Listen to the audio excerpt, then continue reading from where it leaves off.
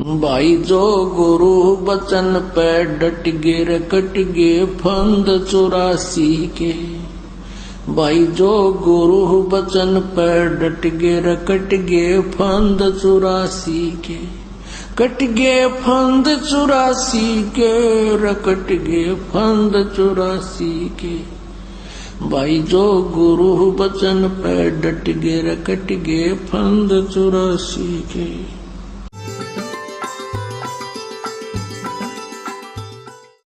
बोलो सतगुरुदेव की जय।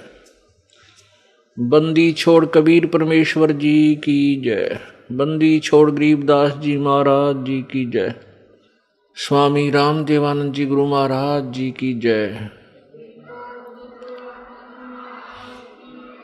सर्व संतों की जय, सर्व भक्तों की जय, धर्मी पुरुषों की जय। श्री काशी धाम की जय, श्री छुड़ानी धाम की जय, श्री कनौथा धाम की जय, श्री बरवाला धाम की जय। सत साहिब ग्रीव नमो नमो सतपुरुष को नमस्कार। गुरु की नहीं सुर नर मुनि जन साधुआं संतों सर्वसदी नहीं।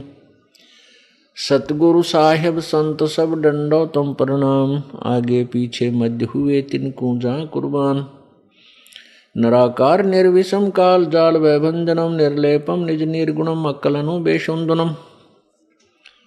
सोहम सुरति समाप्तम सकल समाना निरतलय उज्ज्वल हिरंबर हरदमम बेपरवा अथा है वार पार नहीं मज्जतम। ग्रीव जो सुमरह सिद्ध होई गणनायक गलताना। करो अनुग्रह सोई पारस पद परवाना। आदि गणेश मनाऊं गणनायक देवन देवा। चरण कमल लो लाऊं आदंत करूं सेवा।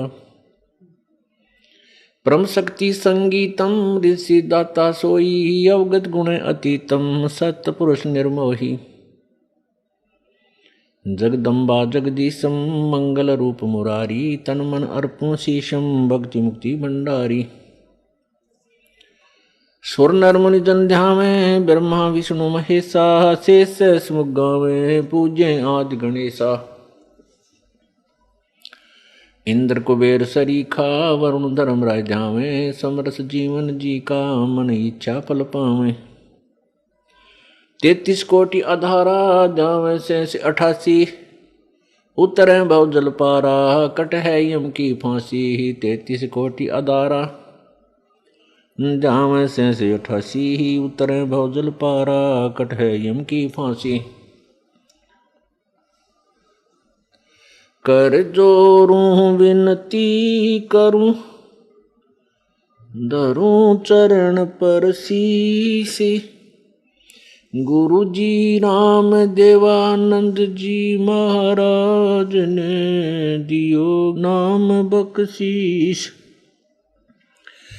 कोटि कोटि सिजदा करूं कोटि कोटि प्रणाम। चरण कमल में राखियो मैं बांधी जाम गुलाम। कुत्ता तेरे दरबार का मोतिया मेरा नाम। गले प्रेम की जेवड़ी जाखे तो वहाँ जाऊं। तो करो तो बावड़ू दूर दूर करो तो जाऊं। जो राखो तो ही रहूं। जो देवो सो खाऊं। जय इब के सतगुरु मिले सब दुख आखो रोए। चरणों ऊपर शीश धरूं कहूँ जो कहनी हो। कबीर साईं मिलेंगे पूछेंगे कुशलात। आद अंत की सब कहूँ अपने दिल की बात। गुरु जी तुम ना बोलियो चाहे लाख लोग मिल जाएं। हमसे तुमको बहुत है, तुमसे हमको नाही, तुमरे विसारे क्या बने,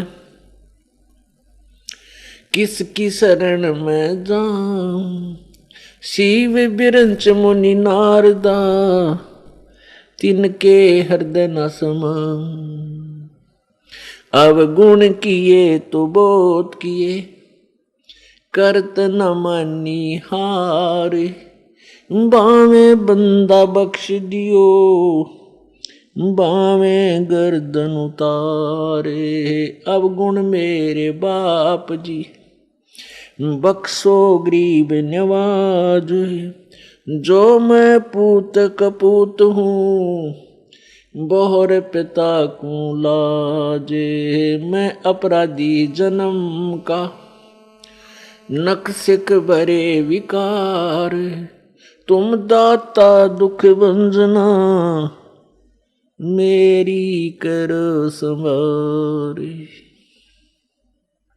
बंदे तू कर बंदगी, जय चावे दीदार, अवसर मानुष जन्म का, भाई मिले न बारंबार,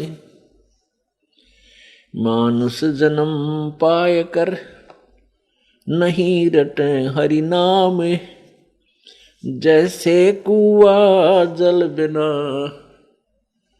बनवाया किस काम, कबीर नौबत आपनी, 10 दिन लेहो बजाए, ये पर पटन ये गली, बहोर न देखो आए, कबीर जिन कै नौबत बाजती, मंगल बंदते बारे, एक हरि के नाम बिना, वो गए जन्म सब हारे, कबीर सातों शब्द जो बाजते, घर घर होते राग, ते मंदिर खाली पैड़े, इब बसन लागे काग, कबीर थोड़ा जीवना, मांडे बहुत मंडाण, सब ही उबा पंथ सिर ये राव रंक सुल्तानी, कबीर एक दिन ऐसा होएगा, सबसे पड़े बिछोए, राजा राणा राव रंक भाई सावधान क्यों न होवे, कबीर उजड़ खेड़े ठीकरी, गड़गड़ गए कुमार, वो रावण सरीखे चले गए, भाई लंका के सिकदार,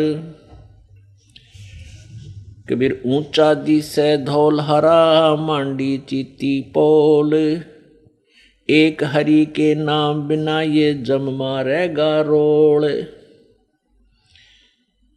कबीर ऊंचा मंदिर मैड़ियाँ, चूना कली ढुलाए, एक हरि के नाम बिना, भाई जद तद पर ले जावे, परमेश्वर बंदी छोड़ कबीर परमेश्वर जी, हम काल जाल में फंसी हुई भोली आत्माओं को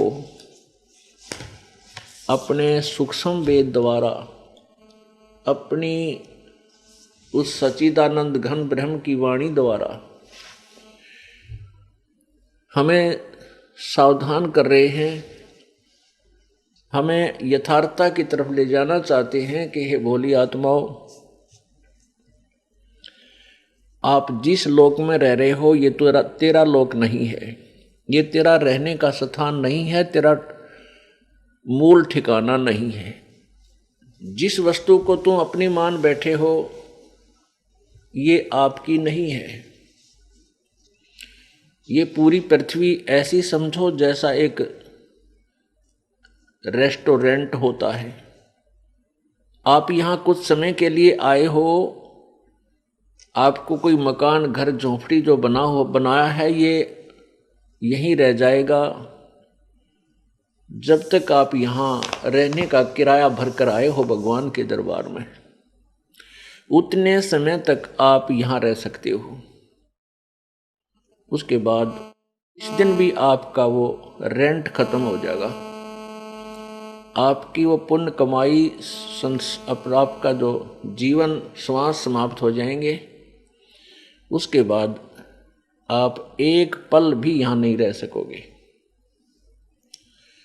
और आप क्या सोच बैठे हो कि एक मकान बनाऊं, एक बन गया, दूसरी कोठी बनाऊं, तीसरी बनाऊं, एक फैक्ट्री लगाऊं, एक और बना दूं, और परमात्मा की भक्ति के लिए तेरे पास समय नहीं।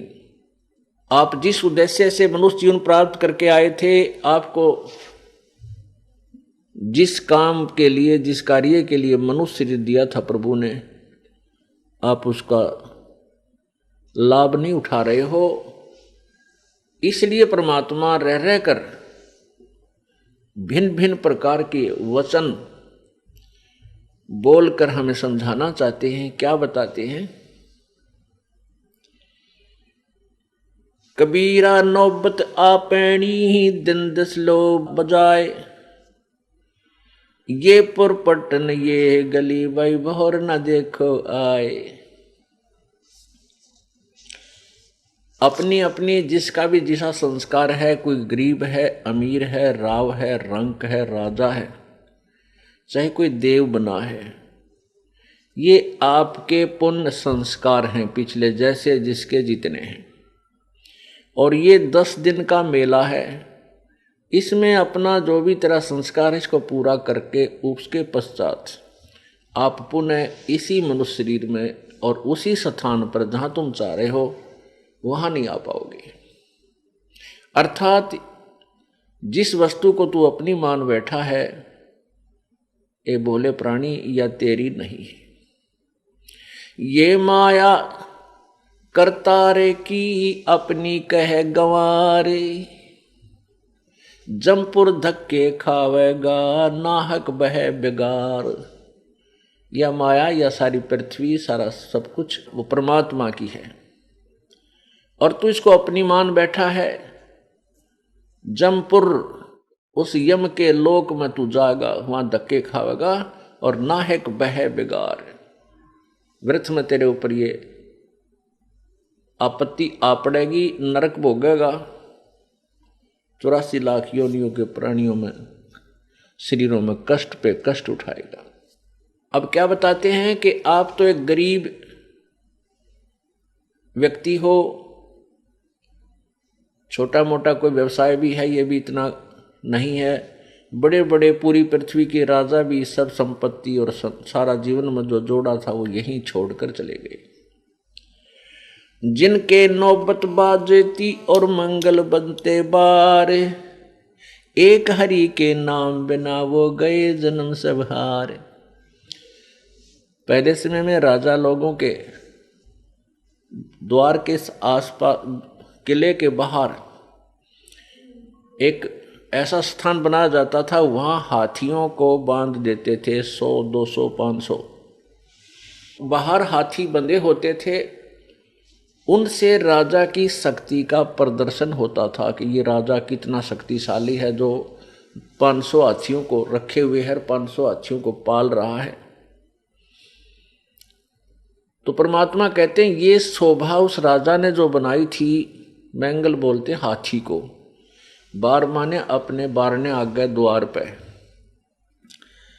जिनके नौबत बाजती, बाजे बाजा करते हैं, और मैंगल माने हाथी बंधते बार, द्वार के आगे हाथी बन जा करते हैं।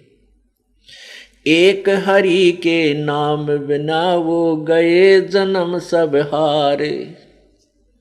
परमात्मा की भक्ति ना करके अपने मनुष्य जीवन को बर्बाद करके चले गए। काया तेरी है नहीं, ये माया कहां से हुई, चरण कमल में ध्यान रखो इन दोनों को खोए। जब तेरा शरीर ही नहीं है, तेरे साथ नहीं जाएगा, इसको यहीं अंतिम संस्कार कर दिया जाएगा, तो बोले प्राणी इस माया को तू अपनी कैसे मान बैठा। इसका क्या समाधान बताते हैं? चरण कमल में ध्यान रख,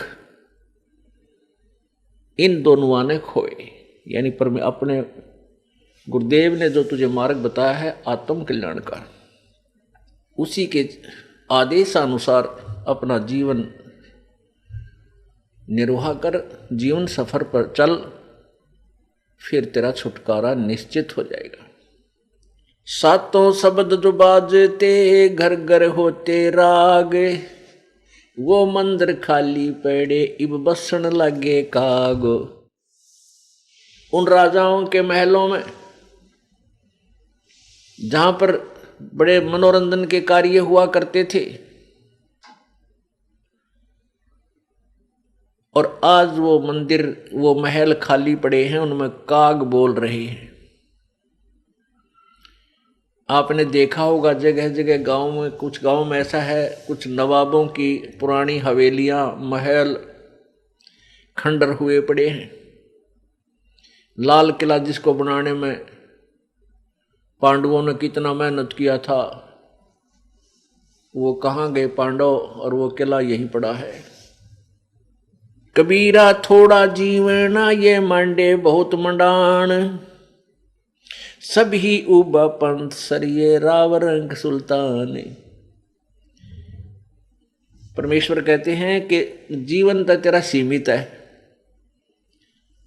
कोई 10 वर्ष जीवा है, कोई 20 वर्ष, कोई 50 वर्ष, कोई 5 वर्ष, कोई 60 वर्ष, कोई मैक्सिमम 100 वर्ष ला ले। आज जो बुजुर्ग माई और बाई 70-80 वर्ष के हो चुके हैं, उनसे बात करके देखो कि आपके जीवन का अनुभव बताइए। आपको आज 80 वर्ष पूरे हो चुके हैं, आपको कैसा लगता है? कितना समय लगता है आपको? वो कहता है ऐसा लगा है जैसे कल की बात है। 80 वर्ष ऐसे चले गए चुटकी में। और शेष कितने जीवन की आशा है? 20 वर्ष और, यानी 100 वर्ष मैक्सिमम मानकर चले। और आशाएं कितनी हैं? माल गाड़ी में नहीं चले, इतनी इच्छाएं अभी शेष हैं। क्या कहते हैं? आया बुढ़ापा बैरी, पड़ी परिवार में ममता गैरी। आया बुढ़ापा बैरी, पड़ी परिवार में ममता गैरी। पोता ब्याल हो या मन में रैरी, हेली करवा जो खड़ी, रहेली करवा जो खड़ी। हेर नर दोख दोख लुट गया आगी अंत घड़ी। बुढ़ापे में क्या सोचा है बुजुर्ग? देखो पोता पोती हुए पाछे बच्चे सारा कमांड संभाल लेते हैं, और उसके पास कुछ नहीं रहता, केवल आशाएं इच्छाएं रह जाती हैं। तो क्या सोचता हो बूढ़ा कि भगवान पोता ब्याह लो, ये पोता मेरा ब्याह आ जाए मेरी आंखों के सामने, बस आनंद काया हो जाए, और एक हवेली बना दूं। वर्तमान के शब्दों में कोठी, एक कोठी और बना दूं, और उस बुढ़े की कोई सुने नहीं, ना बालक माने ना पोते सुने, पर उसकी अपनी वह शेख चिल्ली वाली कामना खत्म नहीं होती। तो जिसके पास भक्ति नहीं है, भगवान का नाम नहीं है, उसका बुढ़ापा उसके लिए दुश्मन, और जिसके पास भक्ति है उसके लिए उसका बुढ़ापा मित्र बन जाएगा। क्योंकि बच्चों को सलाह बड़े बुजुर्ग तब तक देते हैं जब तक वो खुद सोचन समझन योग्य नहीं होते। और ये भी हमें भगवान के तत्व ज्ञान से ये भी हमें पता चल जाता है कि इस बच्चे के भाग्य में जो है वही मिलेगा। ना तेरे चीचू करण तक को कंपत्ति होगा, और ना ही किसी और तरीके से। हाँ, तरीका एक है कि ये बच्चा तेरे वाला यदि भगवान से जुड़ जावे तो परमात्मा फिर इसकी आपत्तियों को हल्का करने लग जाएगा। ऐसा हो जाता है तो उसका तो बुढ़ापा कति स्वर्ग बन गया। ऐसा नहीं भी होता है, बच्चे नहीं भी मानते हैं, तो इस ज्ञान को आधार बना ले। अपनी भक्ति में बाधा नहीं आने दे।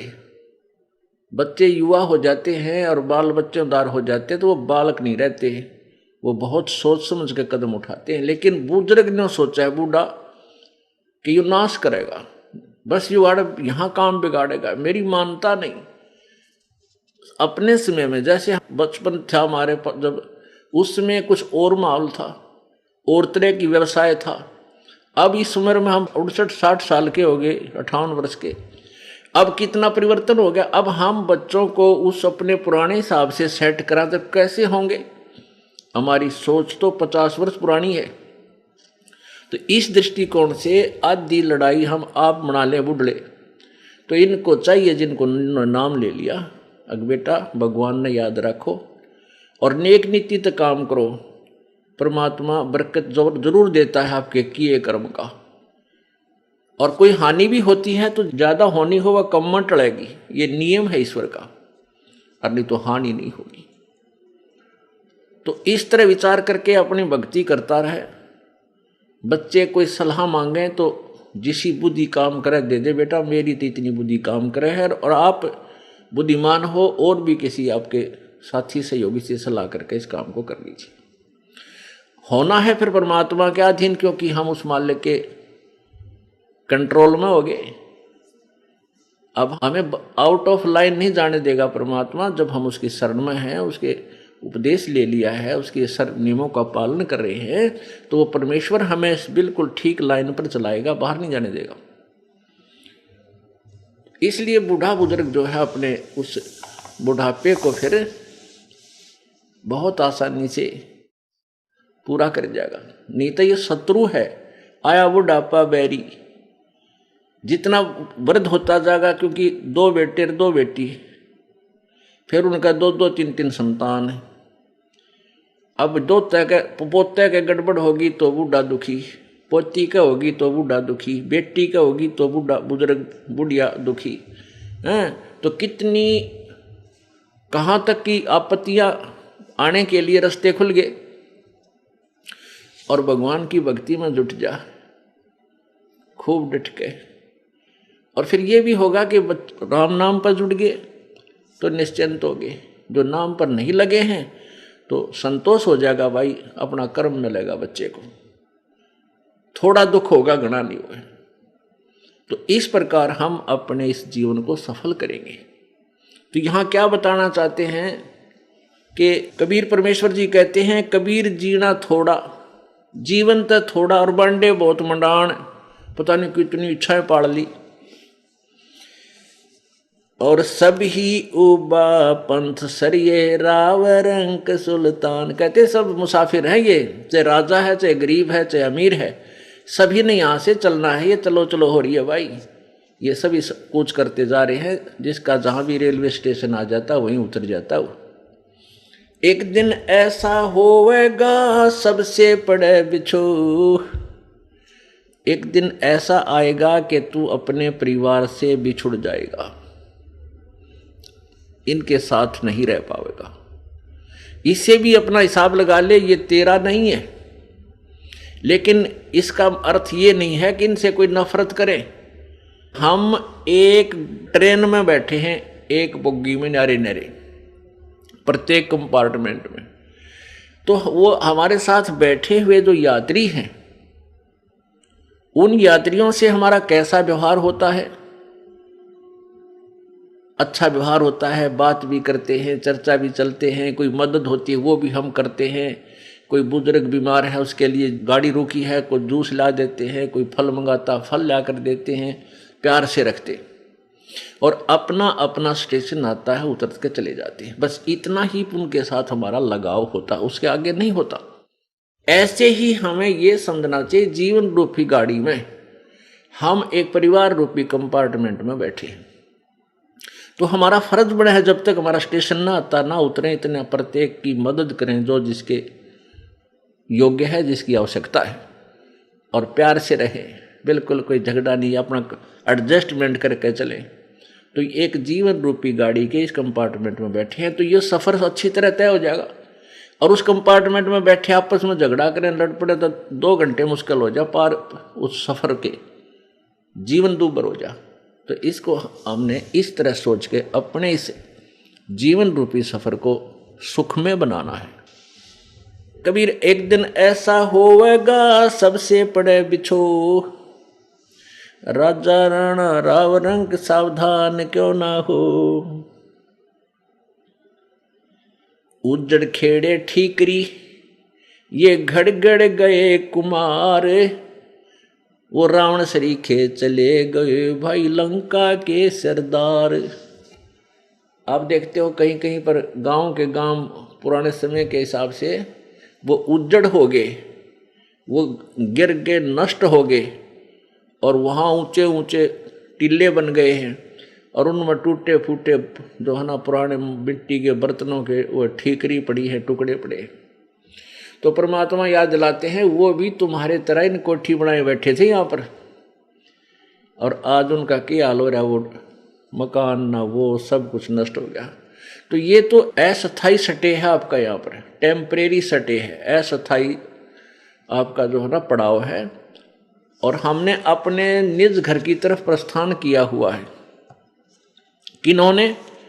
जिनको मनुष्य जीवन मिल गया और साथ में ये यथार्थ मार्ग मिल गया, रास्ता मिल गया अपने घर का। तो उन्होंने अपना उद्देश्य यही रखना है कि हमने अपने घर जाना है। अस्थाई जहाँ भी हमने रुकना पड़ जाता है रात्रि में किसी शहर में, कोई धर्मशाला में, तो वो धर्मशाला ही होती है। तो ये हमारी एक धर्मशाला है। जैसे इस जीवन की धर्मशाला हमें ये क्षेत्र मिल गया, अपना ये घर है। लेकिन उद्देश्य क्या है कि हम घर जा रहे हैं, अपने सतलोक जाएंगे। ये तो धर्मशाला है, यानी एक होटल है, इसमें हम रुके हुए। इस तरह इस जीवन को आगे चलाना है। ये बिल्कुल ये बातें कहने सुनने की नहीं है, ये कर पाड़न की है। इनको अपनी पल्ला गांठ में बना लो, विशेष डायरी में नोट कर ले, और दूसरे तीसरे दिन एक बार न पढ़ ले। कति शांत मनता है, नो नहीं नित्य नियम की तरह रेल सी बना कर पढ़ लिया, नहीं। इनको पढ़ने का तात्पर्य से जोर दे यू क्या क्या कह रखा भगवान ने, और फिर हम भूले नहीं गए उस उद्देश्य को जिसके लिए हम यहाँ आए हैं। ऊंचा दिस है धौलहरा मांडी चीती पोल, एक हरि के नाम बिना यो जम मारेगा रोल। रोल मारना माने धोखा देना। परमात्मा कहते हैं कि आप जी ने क्या किया, बढ़िया मकान बना लिया, बड़े सुंदर चित्रकारी कर दी, वेल प्लास्टर कर दिया, चिप्स बना लिया, मार्बल लगा दिया है, और इसने देख देख कर काख चौड़ी करके चलता है, कोठी वाला है। कहते हैं यो काल तेरी रोल मार रहा है, तुझे धोखा दे रहा है कि यह तेरी कोठी है, बोले आदमी भक्ति कर और पीछा छुटा ले। ये तो एक घोंसला है कुछ समय टाइम पास करने का। अब कैसे अपना मन कैसे बनावे? परमात्मा कहते हैं पक्षी घाला आलना तरवर छाया देख, गर्भयोनि के कारण मन में किया विवेक। कि एक पक्षी ने घोंसला बनाया, किस उद्देश्य से? कि उसमें बच्चे पैदा करूंगा, और जब वो बच्चे पैदा हो गए, अंडे हो गए, फिर वो बच्चे बन गए, घोंसला कीता है वो आप सैर सपट्टे में। तो ये मकान क्या है? ये तो एक घोंसला है अपने इस भक्ति रूपी बच्चों को अपना पूरा करके यहाँ से चलेंगे। परमात्मा कहते हैं कि आपकी भावना कैसी होनी चाहिए इस मकान, घर, कोठी और यहाँ की संपत्ति में? जैसे पक्षी बन रम्या और संध्या ले विश्राम, प्रात समय उड़ जात है सो कहिए नी काम। जैसे पक्षी सारा दिन वन में मस्ती मारता है, इधर उधर दौड़ता है, फल फ्रूट खाता है, और शाम हो जाती है, संध्या हो जाती है, किसी वृक्ष पर बैठ जाता है और रात पूरी करी, सुबह उठकर चला जाता है। उस वृक्ष से उसका कोई लिंक नहीं, रात रात काटनी थी। तो ये आपका एक जीवन जो है समझ लो एक रात्रि है। आपने यहाँ अपनी या रात पूरी करनी है। सुबह उठते ही, सुबह कब होगा जब जीवन छूट जाएगा, तो फिर चले जाएंगे यहाँ, इधर ध्यान नहीं रहेगा, हमारी इच्छा नहीं। इच्छा कब ना रहेगी? उस समय नहीं रहेगी जब हमें अपना अगले ठिकाने का 100% 100% विश्वास हो जाएगा कि जो साधना जो भक्ति में कर रहा हूँ ये मुझे वहाँ स्थान देगी। फिर इधर झांक कर नहीं देखेंगे चाहे 6 कोठी हो तेरी, इसमें इच्छा नहीं रहेगी। ये एक विधि है परमात्मा के पास जाने की। और जब तक इच्छा मरेगी नहीं, पार तो नहीं हो सकते, लेकिन जैसी भक्ति आपने कर्म किए इनका फल अवश्य मिलेगा। तो वो फल जैसे आप भक्ति कर रहे हो ठीक ढंग से लगे भी हो और इच्छा मरी नहीं, अंत समय में या जैसे भी आप भावना जरूर रहेगी। ये तो पहले मर के देखना पड़ेगा हमने। कैसे मर के देखना पड़ेगा? जीवित मर के। जीवित कैसे मरना है? जैसे आप काम छोड़, आप यहाँ आते हो भक्ति परमात्मा की सत्संग सुनने के लिए, तो एक विचार बना हुआ मन में कि इस जीवन का सफर, इस जीवन का एंड, अंत ना जाने कहाँ हो जा। परमात्मा की वाणी है, कबीरा कहाँ गर्भियो ये काल गह कर केश, ना जाने कित मारेगा तुझे के घर के परदेश। इस बात ने याद रखे कि ना जाने ये काल तेरे बाल पकड़ के खींच कर ले जाएगा, और ना बेरा कित मारेगा परदेश में या घर मरेगा, नो बिना बेरा तेरी मृत्यु कहाँ होगी। अब बहुत से उदाहरण हैं, उनको याद करके डर लगना चाहिए भगत को। अब ताजे ताजे उदाहरण बहुत हैं इस तरह की जो मृत्यु होती है। हरियाणा के 2 कैबिनेट मिनिस्टर थे अभी 4 वर्ष पहले, 4.5 वर्ष पहले, और शपथ लिए उन्हें भी मेरे ख्याल 10 से 5 दिन हुए थे, और बहुत पैसे वाले थे, और एक मिनिस्टर, और उसकी क्या तमन्नाएं थी, एक ही हेलीकॉप्टर में दोनों की मृत्यु होगी।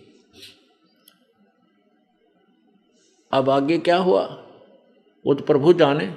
उसके बाद अभी तुरंत मध्य प्रदेश के एक, वो आंध्र प्रदेश के मुख्यमंत्री जी हेलीकॉप्टर में पता नहीं कहाँ मृत्यु हुई, और 3 दिन के बाद उनकी के शव का पता लगा वो वहाँ पड़ा है। तो पुण्यात्माओं, इसको अब भक्तों को ये नो जीवित मरना पड़ेगा कि आप जब सत्संग या भक्ति की तरफ चलते हो, भगवान का भजन करना चाहते हो, तो जीवित मरना होगा। आप जब सत्संग की तरफ चलते हो, गुरुदेव के यहाँ आते हो 1 दिन 2 दिन के लिए, तो आपसे घर उस समय छूटेगा जब आप जीवित मर जाओगे। ये सोच लेना कि आज मैं मर गया और 2 दिन के लिए आपकी मृत्यु, मान लीजिए मृत्यु तो होनी है, ये तो अंडरस्टूड है, यूनिवर्सल ट्रूथ है, ये तो बिल्कुल सच्चाई है, मृत्यु होगी। और इसका ये भी नहीं पता कब हो जाए। और यदि भक्ति पूरी ना हुई, हम धर्म कर्म कोई बना नहीं, तो वो जीवन व्यर्थ गया, चाहे लाख वर्ष जी ले। तो ये सोच ले कि भाई आज मैं 2 दिन खातिर मर गया। अगर परमानेंट मर जावा, सदा के लिए मर गया, मृत्यु होगी, तो फिर कौन करेगा उस काम को जिसके लिए तू भक्ति नहीं छोड़ना चाहता। ये सोचता है कि मेरा कार्य बिगड़ जाएगा, मुझे हानि हो जाएगी, और परमानेंट मर गया, फिर क्या होगा? फिर तो उसको आके संभाल ही नहीं सकता। 2 दिन के लिए मर ले, मर गया मतलब भाई चलो, चाहे कुछ भी नुकसान हो पीछे, और वापस आकर के उस नुकसान जो हो, वैसे तो परमात्मा नहीं होने दिया करते। जब दृढ़ विश्वास होगा, आप खड़े हो जाएंगे, आपके घर के सारे काम को संभालेंगे।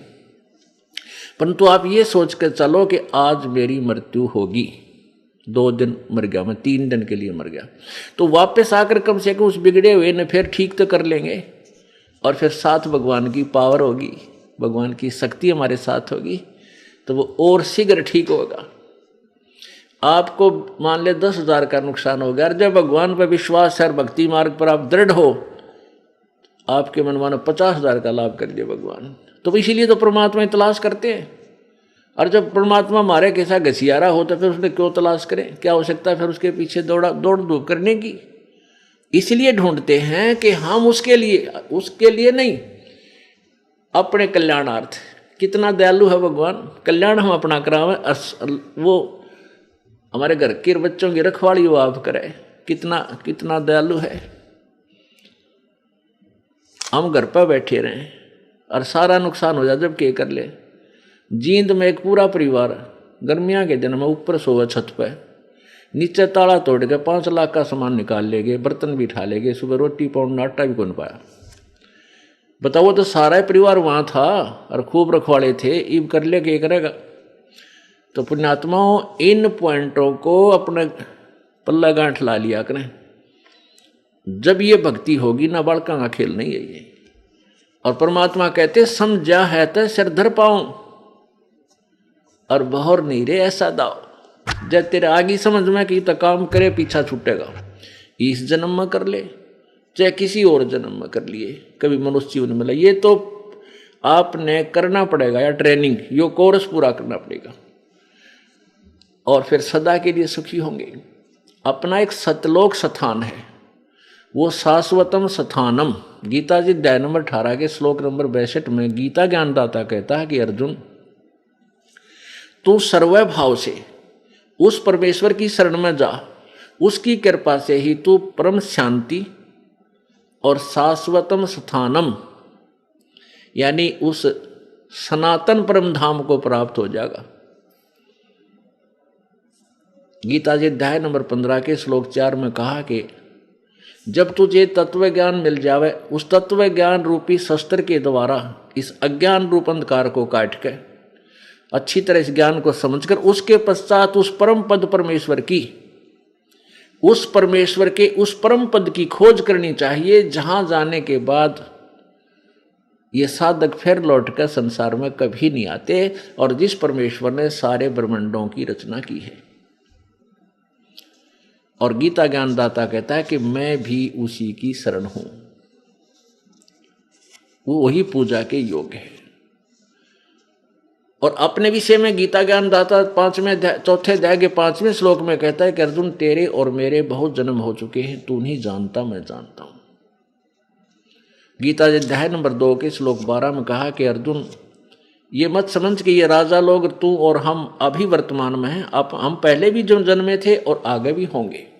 इससे सिद्ध है कि गीता ज्ञान दाता वो स्वयं भी नाशवान है, जन्म मृत्यु होती है। गीता जी अध्याय नंबर 4 के श्लोक नंबर 9 में गीता ज्ञान दाता कहता है कि मेरे जन्म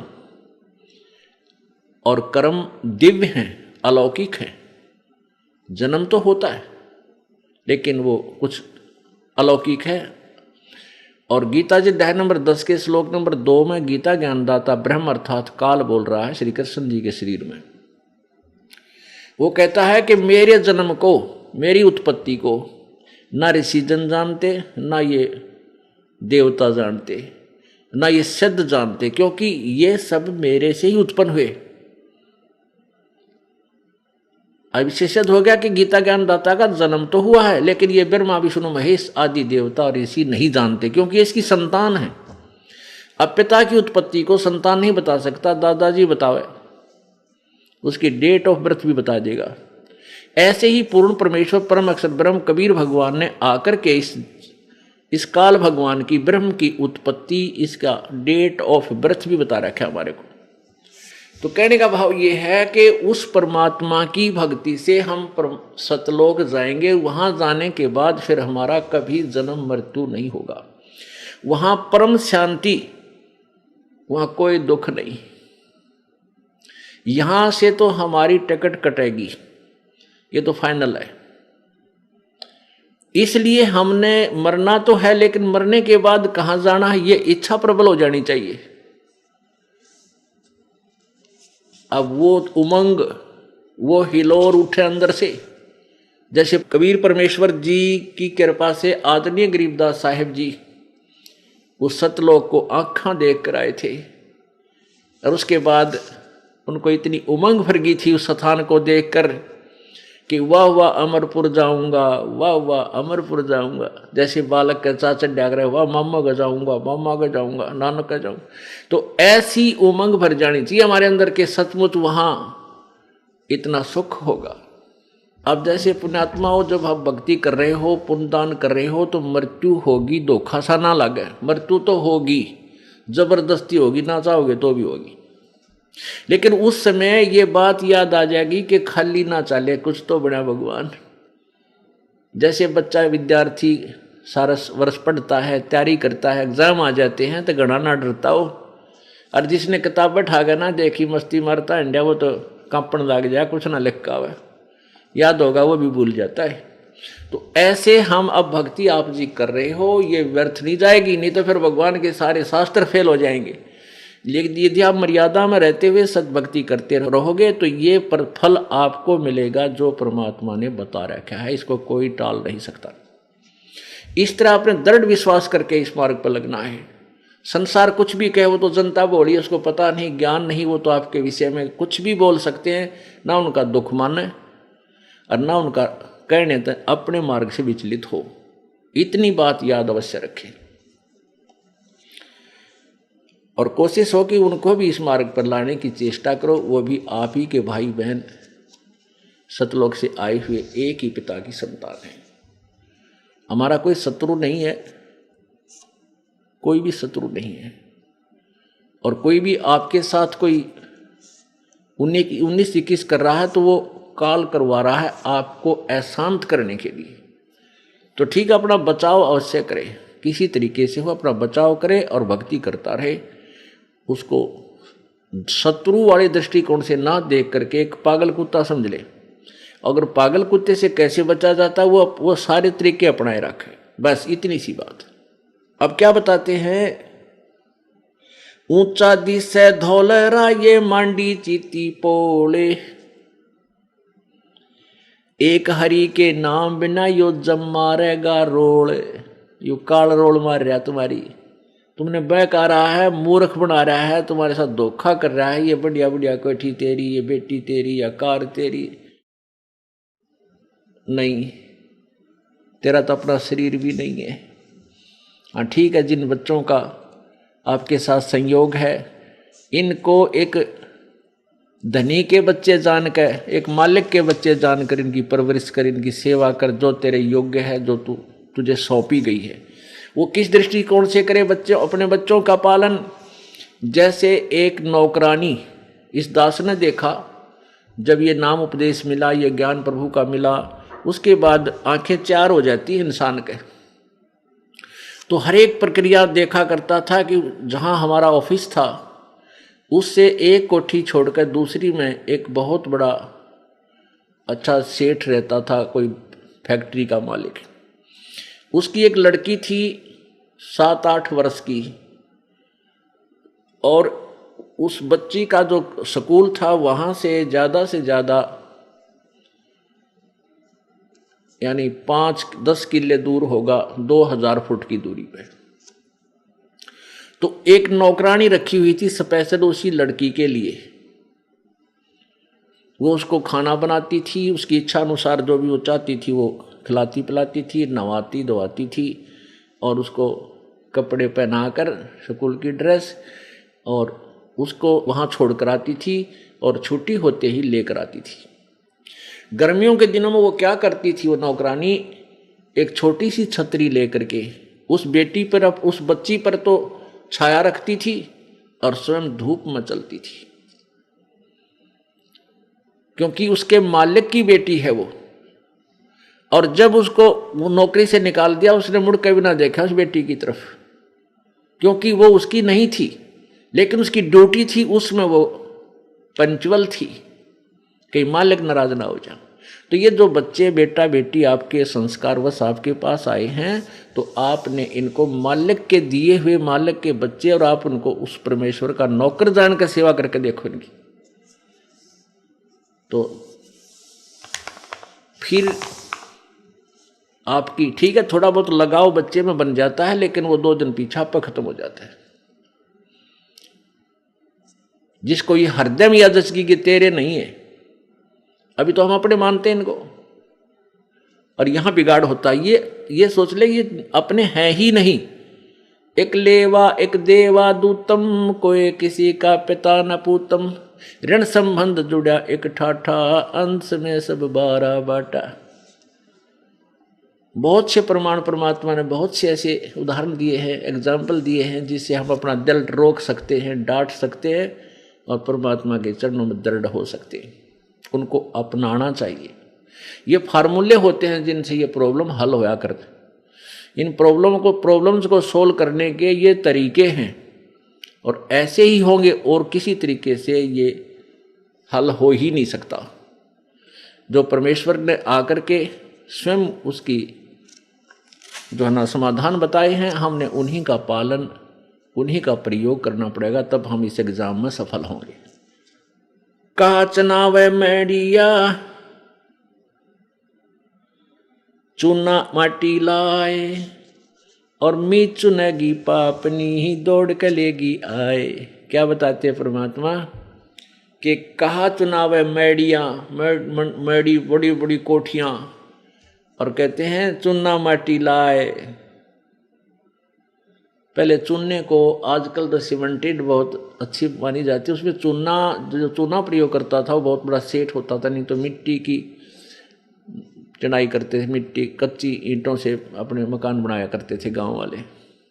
तो बहुत बड़े सेठ को परमात्मा कह रहे हैं कि कहा चुनाव मैडियाँ, बड़े बड़े महल, और चूना माटी लाए, और मौत चुनेगी पापनी, मौत तुझे चुनेगी एक दिन आके, चुग लेगी और दौड़ के लेगी आए। ये मैडी तेरी बढ़ती बढ़ती रह जाएंगी।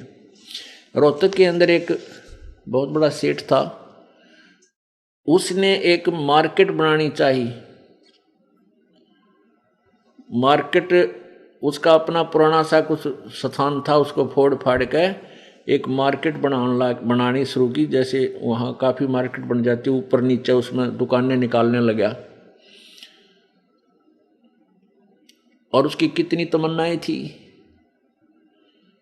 कहते वहाँ वो अधिक बनी थी, और शाम के समय उन मजदूरों को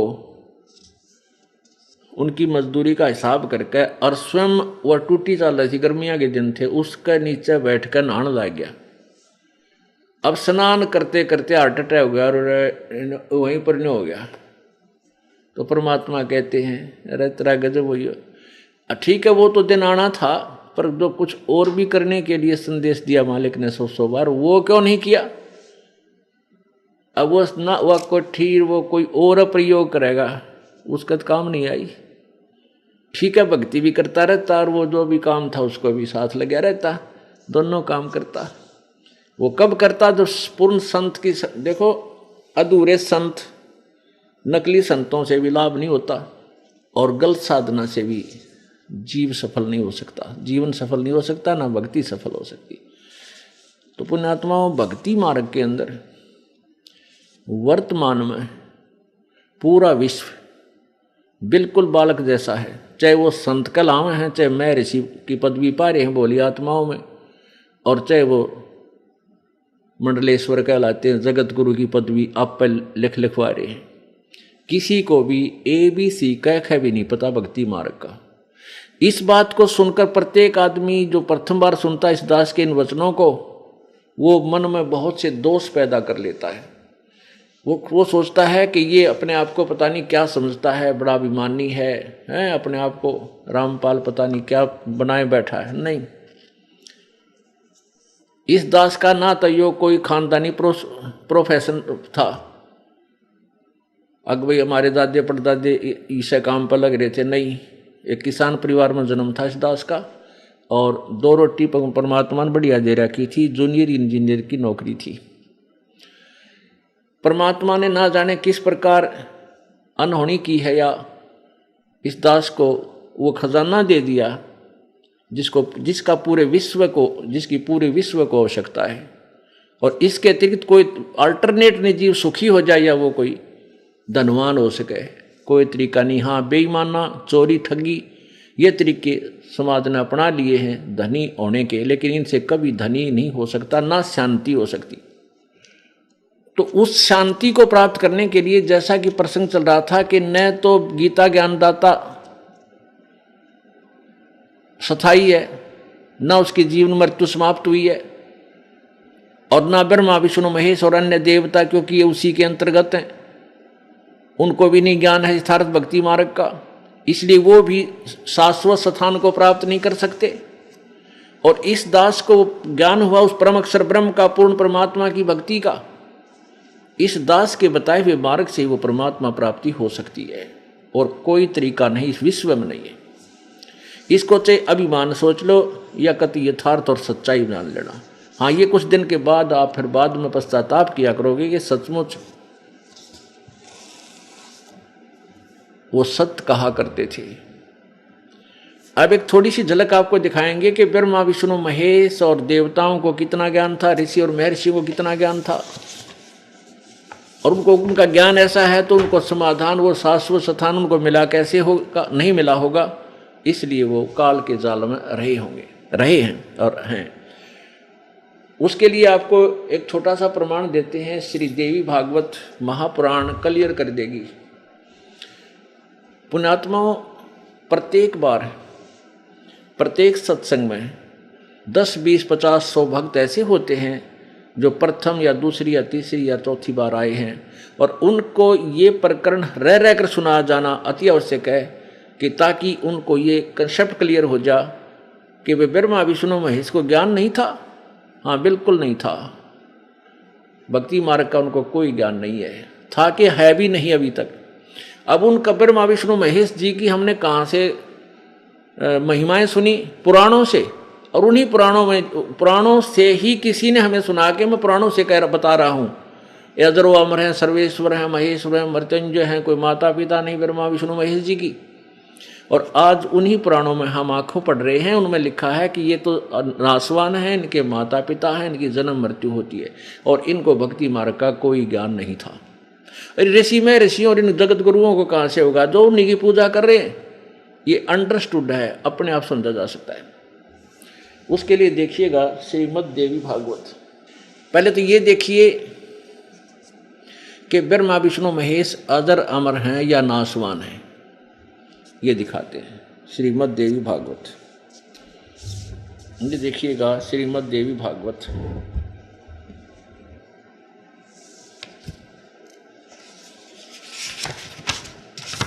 श्रीमद् देवी भागवत। संपादक है हनुमान प्रसाद पोदार, चिमन लाल गोस्वामी। कहाँ से प्रकाशित है? प्रकाशक एवं मुद्रक हैं गीता प्रेस गोरखपुर, गोविंद भवन कार्यालय कोलकाता का संस्थान। अब इसके 123 पृष्ठ पर यह क्लियर हो जाएगा कि ये नासवान है ब्रह्मा विष्णु महेश जी, अविनाशी नहीं है। ये देखिए तीसरा स्कंद, ये है स्कंद तीसरा, और संक्षिप्त देवी भागवत। इसके प्रश्न नंबर 123 पर यहाँ क्या लिखा है?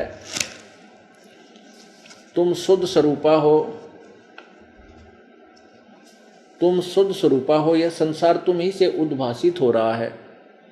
विष्णु जी कह रहे हैं मैं ब्रह्मा और शंकर आम सभी तुम्हारी कृपा से विद्यमान हैं। हमारा आविर्भाव अर्थात जन्म और तिरोभाव अर्थात मृत्यु होता है।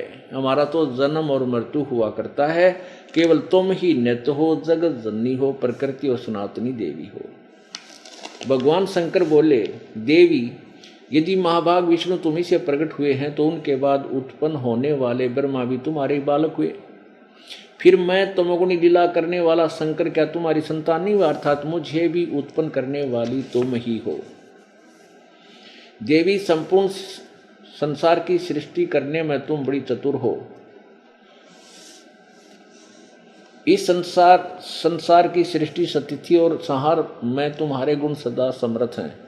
उन्हीं तीनों गुणों से उत्पन्न हम शंकर जी कह रहे हम ब्रह्मा विष्णु एवं शंकर नियमानुसार कार्य में तत्पर रहते हैं। अब इस उल्लेख से श्रीमद् देवी भागवत यानी दुर्गा पुराण के इस 123 पृष्ठ यानी तीसरे स्कंद में ये स्पष्ट हो गया। इसने 3 कंसेप्ट क्लियर कर दिए।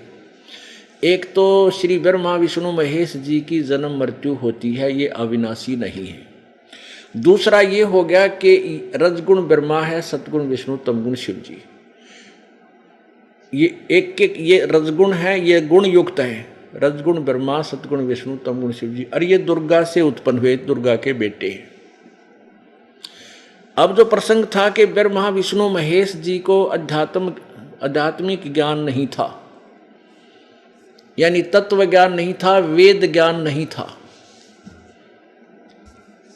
इसका प्रमाण आपको दिखाते। और न ही इन ऋषियों महर्षियों और ब्राह्मणों को था, सतयुग में ही नहीं था, तो अब कलयुगी ऋषि महर्षि जगत गुरुओं को कहाँ से ज्ञान होगा, ये देवी पुराण स्पष्ट कर देगी।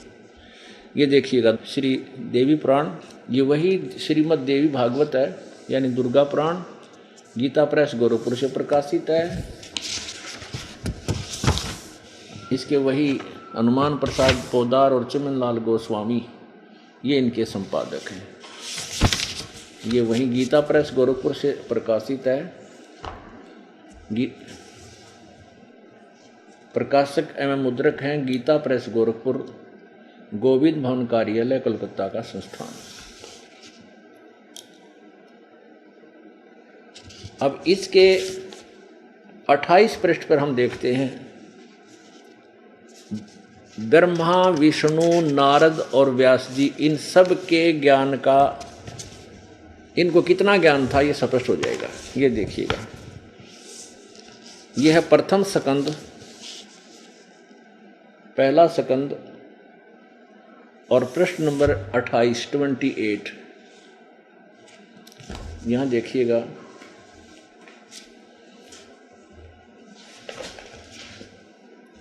नारद जी ने कहा,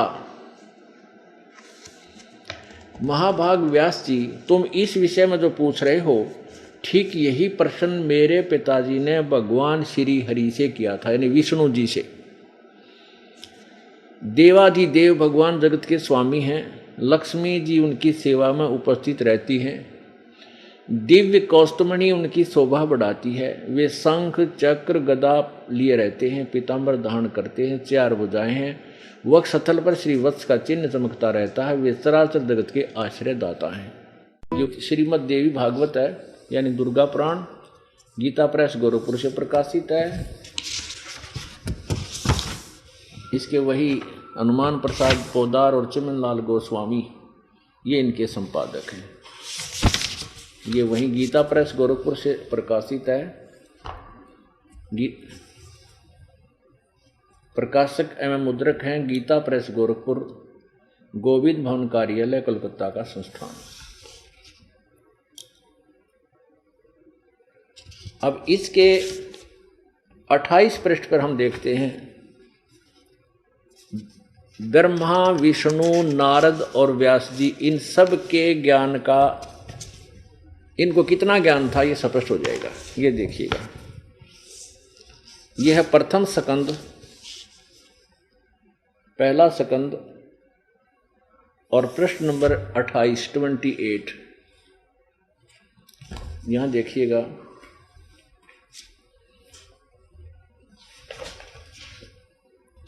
नारद जी ने कहा,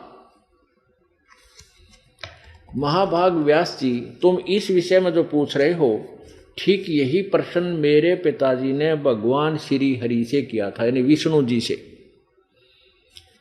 देवाधिदेव भगवान जगत के स्वामी हैं, लक्ष्मी जी उनकी सेवा में उपस्थित रहती हैं, दिव्य कौस्तुमणि उनकी शोभा बढ़ाती है, वे शंख चक्र गदा लिए रहते हैं, पीताम्बर धारण करते हैं, 4 भुजाएं हैं, वक्ष स्थल पर श्रीवत्स का चिन्ह चमकता रहता है, वे चराचर जगत के आश्रय दाता हैं।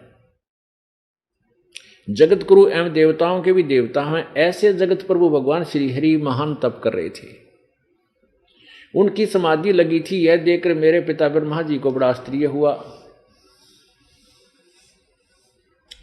अतः उन्होंने उनसे जानने की इच्छा प्रकट की। ब्रह्मा जी ने पूछा, प्रभो, आप देवताओं के अध्यक्ष, जगत के स्वामी, भूत भविष्य एवं वर्तमान सभी जीवों के एकमात्र शासक हैं। भगवान, फिर आप क्यों तपस्या कर रहे हो और किस देवता की आराधना में ध्यान मगन है? मुझे असीम आश्चर्य ये हो रहा है कि आप देवेश्वर एवं सारे संसार के शासक होते हुए भी समाधि लगाए बैठे हैं। ब्रह्मा जी के विनीत वचन सुनकर भगवान श्री हरि कहने लगे,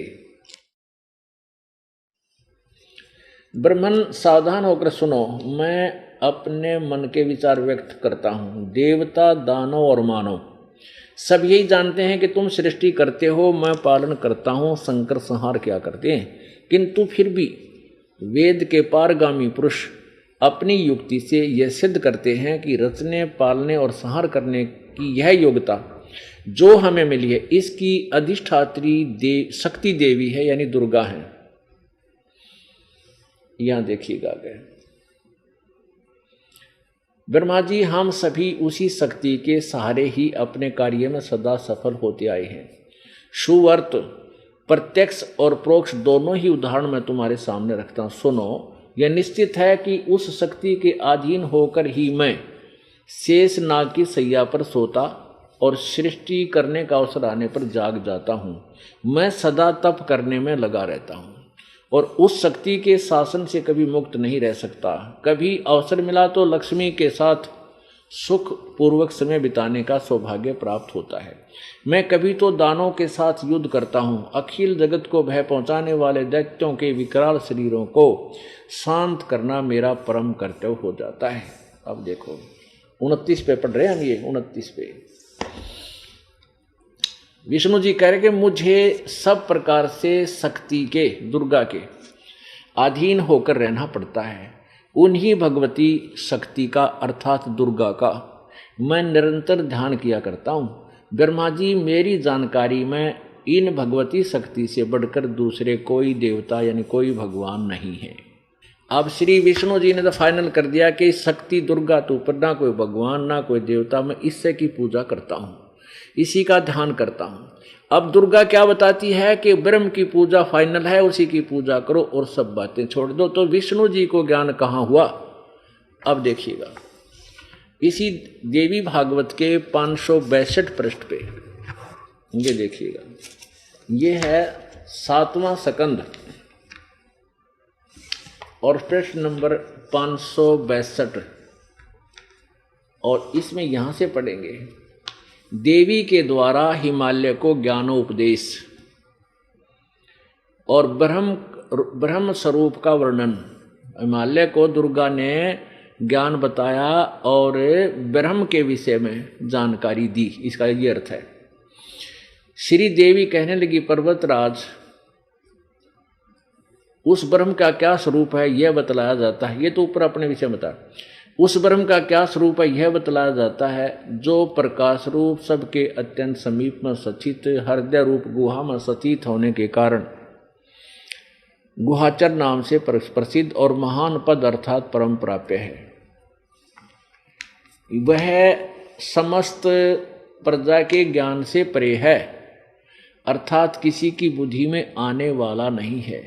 यह तुम जानो, जो परम प्रकाश रूप है, जो सूक्ष्म से भी अत्यंत सूक्ष्म है, जिसमें संपूर्ण लोक और उन लोकों में निवास करने वाले प्राणी सचित हैं, वही यह अक्षर ब्रह्म है, वही सबके प्राण है, वही सबकी वाणी है और वही सबके मन है।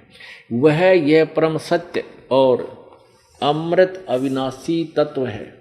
सौम्य, उससे वेदने योग लक्ष्य का तुम वेधन करो, यानी उस ब्रह्म को प्राप्ति का प्रयत्न करो, मन लगाकर उसमें तन्मय हो जाओ। सौम्य, उपनिषद में कथित महान अस्त्र रूप धनुष लेकर उस पर उपासना द्वारा तीक्ष्ण किया हुआ बाण संधान करो और फिर भावनागुत चित्त के द्वारा उस बाण को खींचकर उस अक्षर रूप ब्रह्म को ही लक्ष्य बनाकर वेधन करो। परवण ओम तो धनुष है और जीवात्मा बाण है और ब्रह्म को उसका लक्ष्य कहा जाता है। यानी ओम मंत्र है ब्रह्म का, उसके नाम से, उस ओम नाम से जाप करें। उस एकमात्र परमात्मा को ही जाने, दूसरी सब बातें छोड़ दे। ओह, यही अमृत रूप परमात्मा के पास पहुंचने का पुल है। यहां देखिएगा, उस हृदय में ही विविध प्रकार रूप से प्रकट होने वाला परब्रह्म संचरण करता है, अंतर्यामी रूप से वर्तमान रहता है। उस आत्मा का यानी परमात्मा का ओम के जप के साथ ध्यान करो। इससे अज्ञान में अंधकार सर्वथा परे समुद्र, संसार समुद्र से पार जो ब्रह्म है उसको पा जाओगे, तुम्हारा कल्याण हो। और वो कहाँ रहता है? वह है सबका आत्मा यानी भगवान ब्रह्म, ब्रह्मलोक रूप दिव्य आकाश में स्थित है, वहां रहता है, ब्रह्मलोक में रहता है वो ब्रह्म सबका आत्मा। अब देखो, दुर्गा तो कहती है कि केवल वो ब्रह्म ही पूजा के योग्य है, सारी बात छोड़ दो, उसका एक वो मंत्र है। और विष्णु जी कह रहे हैं कि मैं तो दुर्गा को सबसे बड़ा भगवान मानता हूं, इससे आगे कोई देवता नहीं, ऋषि की पूजा करता हूं। अब पुण्यात्माओं कहते हैं प्रत्यक्ष को फिर और प्रमाण की आवश्यकता ना होती, ये आपके समक्ष है। अब देखना, वो ऋषि में ऋषि जगत गुरु वर्तमान वाले की केस अतिथि होगी, जो आज से सतयुग वालों की को ज्ञान नहीं था। अब देखना इसी देवी भागवत के 414 पृष्ठ पे, इसमें क्या लिखा है? ये छठा स्कंद और पृष्ठ नंबर 414।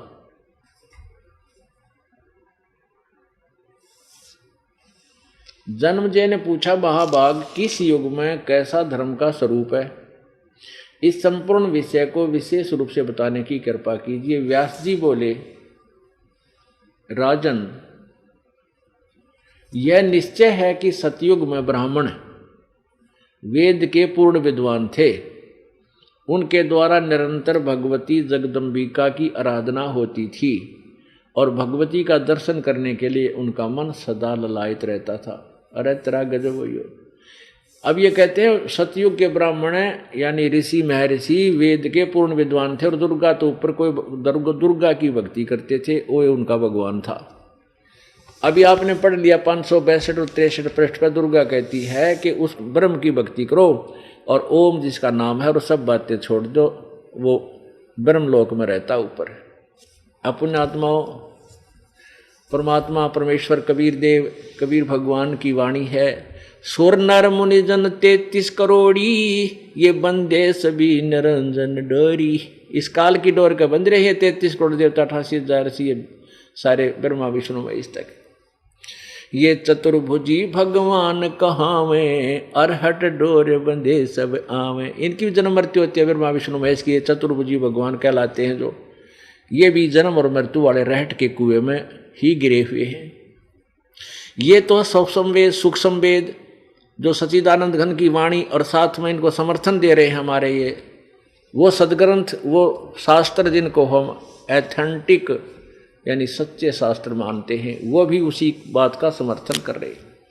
अब हमने कौन से देव की, कौन से परमात्मा की भक्ति करनी चाहिए? ब्रह्म की भी भक्ति नहीं, क्योंकि गीता ज्ञान दाता 8वें अध्याय के 13वें श्लोक में कहता है कि ओम इति एक अक्षरम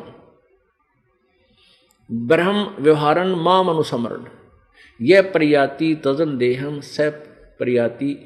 सयाति परमाम गति।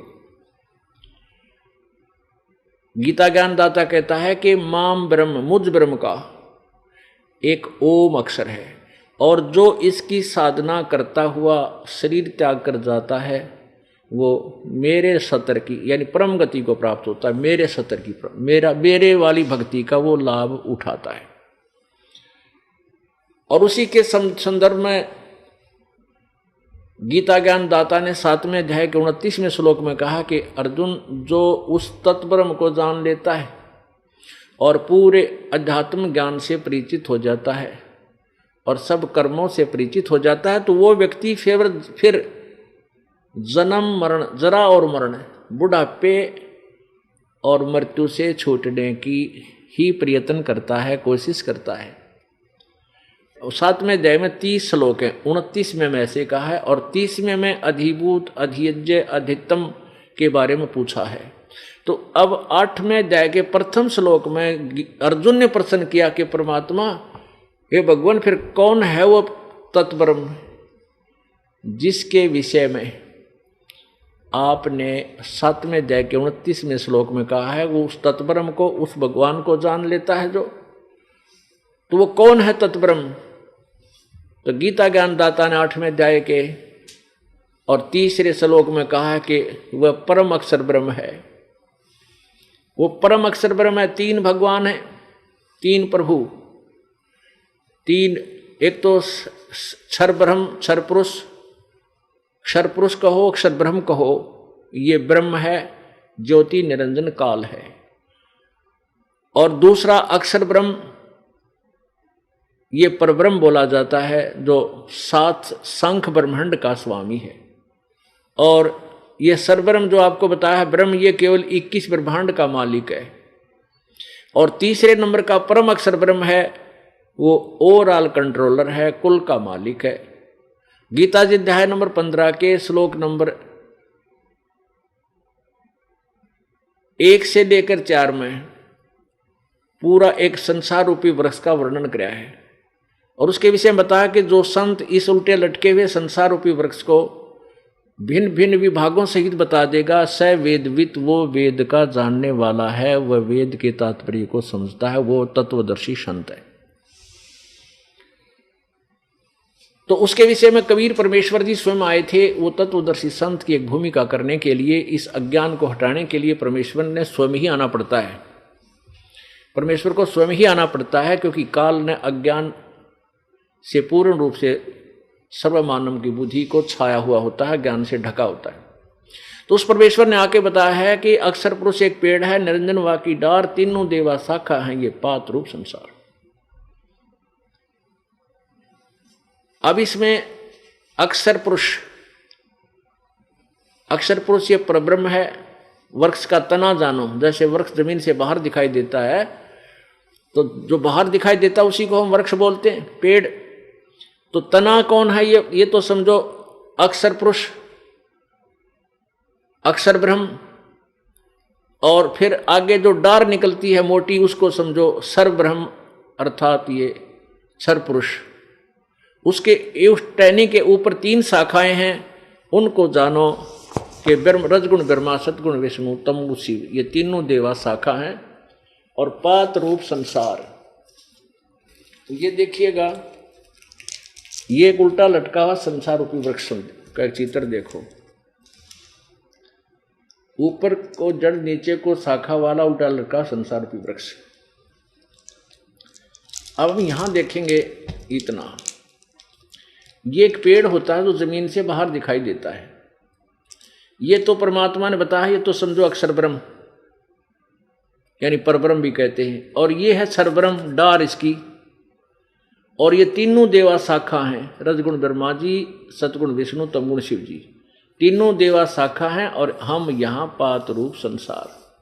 और जड़ कौन है? ये परम अक्षर ब्रह्म, 3रे नंबर का भगवान, पूर्ण परमेश्वर, पूर्ण ब्रह्म परमेश्वर कहो या परम अक्षर ब्रह्म कहो। ये जड़ जो है मूल इस संसार रूपी वृक्ष की, जिससे सारे वृक्ष का पालन होता है, पोषण होता है, वो परम अक्षर ब्रह्म है। अब देखिए पूरा ये चित्र,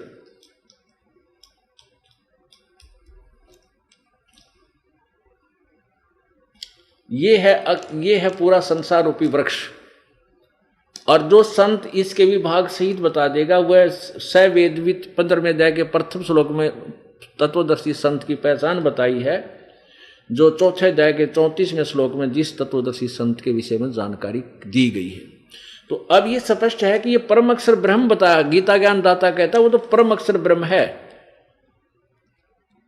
जो 7वें अध्याय के 29वें श्लोक में आपको बताया, उसके विषय में जो जानता है वो परम अक्षर ब्रह्म है। अब गीता ज्ञान दाता गीता अध्याय नंबर 15 के श्लोक नंबर 16 और 17 में ये स्पष्ट है कि 3 परमात्मा, एक क्षर पुरुष, क्षर पुरुष और अक्षर पुरुष और परम अक्षर पुरुष, उनको ऐसे भी बोला जाता है क्षर ब्रह्म, अक्षर ब्रह्म और परम अक्षर ब्रह्म। अब वो तीनों हैं, जड़ तो परम अक्षर ब्रह्म है, अक्षर पुरुष कहो, अक्षर परम अक्षर पुरुष कहो, और तना और डार, ये इसमें जानकारी दी है पवित्र गीता जी अध्याय नंबर 15 के श्लोक नंबर 16-17 आपको दिखाते हैं। देखिएगा श्रीमद् भगवत गीता, इसके अनुवादक हैं जय दयाल गोविंद का, गीता प्रेस गोरखपुर से प्रकाशित है।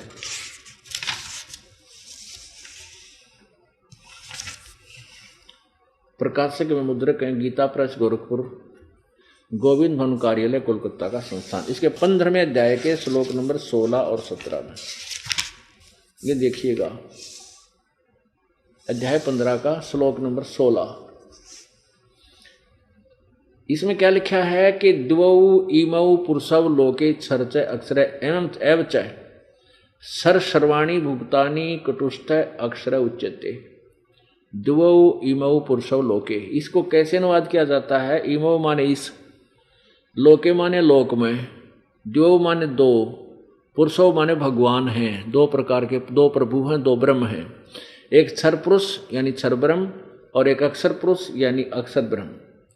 ये क्षर पुरुष कहो तो क्षर ब्रह्म कहो, क्षर अक्षर पुरुष कहो तो अक्षर ब्रह्म कहो, ये दो भगवान हैं। और इनके तथा इनके अंतर्गत जितने प्राणी हैं उनके सब की जीवात्मा तो अमर है, लेकिन स्थूल शरीर इनके नाशवाणी क्षर है, नाशवान है। अब इनका अनुवाद देखिए इन्हीं के दो शब्दों में। इस संसार में नाशवान और अविनाशी भी दो प्रकार के पुरुष हैं। पुरुष माने यहाँ ब्रह्म समझ लो चाहे भगवान समझ लो, दो प्रकार के भगवान हैं, परमात्मा है, भगवान है। और संपूर्ण प्राणियों के भूत प्राणियों के शरीर तो नाशवान और जीवात्मा अविनाशी कहा जाता। सत्र में मैं क्लियर कर दिया कि उत्तम पुरुष है तो अन्य, वो सर्वपुरुषोत्तम परम अक्षर ब्रह्म, क्षर पुरुष, अक्षर पुरुष और परम अक्षर ब्रह्म, ये तीसरा परम अक्षर ब्रह्म तो कोई और ही है। उत्तम पुरुष है तो अन्य परमात्मा इति उदाहरता है। ये लोग तर्यम आविश्य विभर्ति अवय ईश्वर है। उत्तम पुरुष तो ऊपर वाले इन दोनों से, इस संसार में नाशवान और विनाशी क्षर और अक्षर, क्षर पुरुष और अक्षर पुरुष, ये दो परमात्मा हैं। और यहाँ स्पष्ट कर दिया कि वो परमात्मा तो इन दोनों से भी अन्य ही है।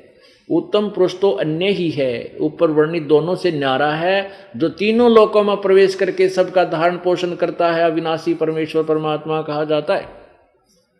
भजन करो उस रब का जो दाता है कुल सब का, भजन करो उस रब का जो दाता है कुल सब का। उस रब का, तत्व ब्रह्म का, परम अक्षर ब्रह्म का की भक्ति करो, भजन करो उस रब का जो दाता है कुल सब का, जो कुल का मालिक है, सबका पालन पोषण करता है। तो उसी की तरफ संकेत, आपको उसी की तरफ ले जाया जाता है। अब उसके ज्ञान को उस पूर्ण ब्रह्म परमेश्वर के गुणों से परिचित करके आपकी रुचि उधर बढ़ाई जा रही है। अभी तक तो हम ब्रह्मा विष्णु महेश तक सीमित थे, इन्हीं की पूजा करते थे, और ब्रह्मा विष्णु महेश की पूजा शास्त्र विरुद्ध है, शास्त्र विधि विरुद्ध है, क्योंकि ये स्वयं कहते हैं इनको खुद ज्ञान नहीं भगवान कौन है, वो क्या पूजा करनी चाहिए, और वो कहते हैं मैं देवी की पूजा करता हूँ और हम इनकी पूजा कर रहे हैं। जबकि ब्रह्म से पूजा स्टार्ट होती है, ब्रह्म से साधना स्टार्ट होती है, और हमने पूजा करनी है पूर्ण ब्रह्म की, पूर्ण ब्रह्म की पूजा करनी है, और फिर हमारे शुभ संस्कार बनेंगे, शास्त्र अनुकूल संस्कार बन करके फिर ब्रह्मा विष्णु महेश जी के पास जाएंगे, वो हमें फल देंगे। अब जैसे हम कैसे साधना करते हैं और कैसी करनी चाहिए, कई भक्त आत्मा प्रथम बार सत्संग सुनते हैं और सुनते ही ये सोच लेते हैं कि ये रामपाल तो ब्रह्मा विष्णु महेश की आलोचना करता है, निंदा करता है और ब्रह्मा विष्णु महेश की पूजा को मना करता है। नहीं, ये दास केवल इतनी प्रार्थना करता है कि जो साधना आप कर रहे हो वो शास्त्र विरुद्ध है, शास्त्र विधि त्याग के मनमाना आचरण है। गीता जी अध्याय नंबर 16 के श्लोक नंबर 23 में कहा कि शास्त्र विधि को त्याग कर जो मनमाना आचरण अर्थात मनमानी पूजाएं करते हैं, उनको ना तो कोई सुख होता है, ना उनकी गति होती है, ना उनका कोई सिद्धि प्राप्त होती है। यूजलेस। अब कैसे शास्त्र अनुकूल साधना कौन सी है? गीता जी अध्याय नंबर 18 के श्लोक नंबर 62 में कहा कि अर्जुन तू सर्वभाव से उस परमेश्वर की शरण में जा, उसकी कृपा से तो परम शांति और शाश्वत स्थान को प्राप्त होगा। अब उस परमेश्वर की भक्ति कैसे करनी है, हम कर किसकी रहे हैं, शास्त्र अनुकूल साधना कौन सी है, देखिएगा। अब जैसे आप कोई भक्ति रूपी पौधा लाए, आप मान ले आम का पेड़ लाए पौधा छोटा सा, और उसको ला करके आपने मिट्टी या गमले में कैसे लगाया, जड़ को मिट्टी में दबा दिया गहरा, और फिर पूजा शुरू की, सिंचाई शुरू की जड़ की, और उस जड़ की सिंचाई करने से वो पौधा फिर पेड़ बन गया। फिर उसके टहनियाँ आई, शाखाएं, उन शाखाओं का फल लगे, उन फलों से हम वो फल हमें उन शाखाओं ने दिए। तो वृक्ष की जो शाखा होती हैं वो अनादरणीय नहीं, वो कोई अभिन्न, वो भिन्न अंग नहीं है, पेड़ का अभिन्न अंग है। उनको छोड़ना, तोड़ना, फेंकना कोई कह नहीं सकता जो समझदार व्यक्ति होगा। अब देखिएगा, ये शास्त्र अनुकूल पौधा, भक्ति रूपी पौधा ऐसे बीजना चाहिए, यानी शास्त्र अनुकूल साधना ऐसी है। देखिएगा, ये है एक, मान लिया हम पौधा लाए, शास्त्र अनुकूल साधना अर्थात सीधा बीजा हुआ भक्ति रूपी पौधा, ये तरीका इसके बीजने का। ये परम अक्षर ब्रह्म, ये परमेश्वर है, कबीर देव है, कबीर जी हैं, सतपुरुष है, और ये जड़ है इस भक्ति रूपी पौधे की, पेड़ की, पौधे की।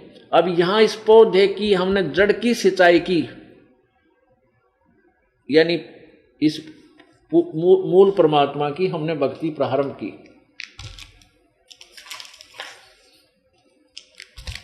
अब दूसरे शब्दों में ये देखिएगा, हमने परम अक्षर ब्रह्म की, हमने परम अक्षर ब्रह्म की पूजा शुरू की, ये, और इस परम अक्षर ब्रह्म से फिर ये पूर्ण ब्रह्म समझो, ये जड़ है, और ये अक्षर ब्रह्म अर्थात अक्षर पुरुष ये तना है।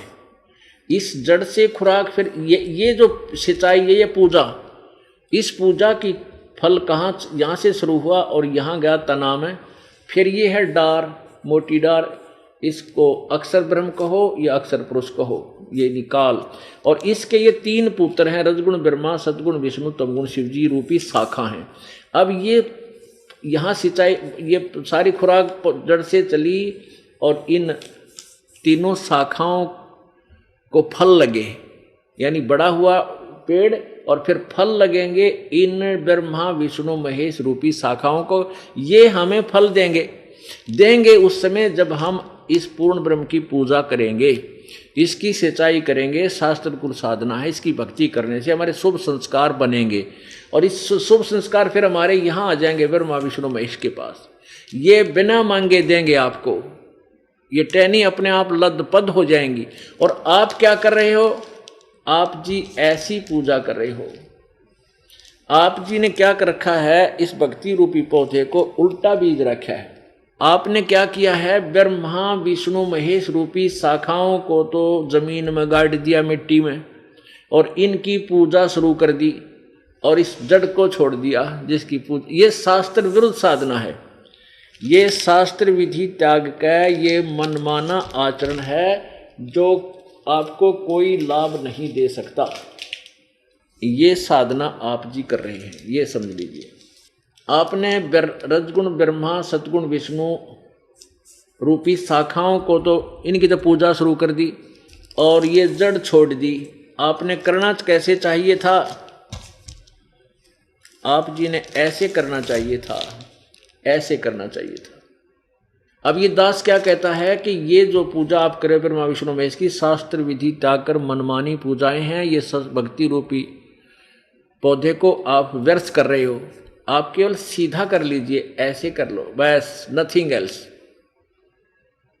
फिर देखना है पूजा करो परमेश्वर की, और यहां से आपके शुभ संस्कार ब्रह्मा विष्णु महेश के पास जाएंगे, अर्थात ये ब्रह्मा विष्णु महेश रूपी टहनियां लदपद होंगी फलों से, और फिर आपको लाभ, यही तरीका है परमात्मा से लाभ लेने का। तो इसमें इस दास ने कौन सी ब्रह्मा विष्णु महेश की निंदा कर दी, और कौन सा इनको छोड़ने को बता दिया। केवल जो अनभिज्ञ हैं, ज्ञान सुनते नहीं, छोटी सी बात सुनकर चिंगरजा हैं, 20 जगह जाकर बुराई कर देते हैं, वो आप तो दोषी हैं और जनता के हृदय को मलिन करने के भी पापी हो गए, ताकि वो बेचारे यहाँ नहीं आ पाएंगे इसी द्वेष में कि रामपाल तो निंदा करता है देवताओं की। नहीं, निंदा करता जीव कट जा महापुरुषों की। हम जिसकी जितनी पावर है, जिसकी जितनी सचिति है, वो ज्यों की तो उन्हीं की हिस्ट्री से, उन्हीं की जीवनी से पढ़कर सुना रहा है, दिखा रहा है, और कुछ अपनी तरफ से मिला नहीं रहा। और इसको जो निंदा कहता है वो कितना बुद्धिमान होगा आप समझ लेना। अब क्या बताना चाहते हैं, जैसे आप जी साधना कर रहे हो शास्त्र अनुकूल, तो उस गीता अध्याय नंबर 8 के श्लोक नंबर 13 में गीता ज्ञान दाता ने अपनी पूजा बताई है। मेरा एक ओम मंत्र है, मुझ ब्रह्म का, अंतिम सांस तक इसकी पूजा करते रहो तो मुझे ही प्राप्त होगे। 8वें अध्याय के 5वें और 7वें श्लोक में गीता ज्ञान दाता कहता है कि मेरी भक्ति कर और मुझे ही प्राप्त होगा, डोंट वरी, चिंता मत कर, और युद्ध भी कर और मेरी भक्ति कर। अब इससे इसीलिए तो, क्योंकि युद्ध भी कर और भक्ति कर, तो युद्ध करनी है ना, शांति कहाँ, शांति तो हो ही नहीं सकती। और परम शांति के लिए इसलिए कहा कि यदि तूने परम शांति चाहिए 18वें अध्याय के 62वें श्लोक में, तो उस परमेश्वर की शरण में जा। वो परम अक्षर ब्रह्म का वो मार्ग जानता है, उस तत्वदर्शी संत की खोज कर। 4 अध्याय के 34वें श्लोक में उससे पूछ परम अक्षर ब्रह्म के बारे में।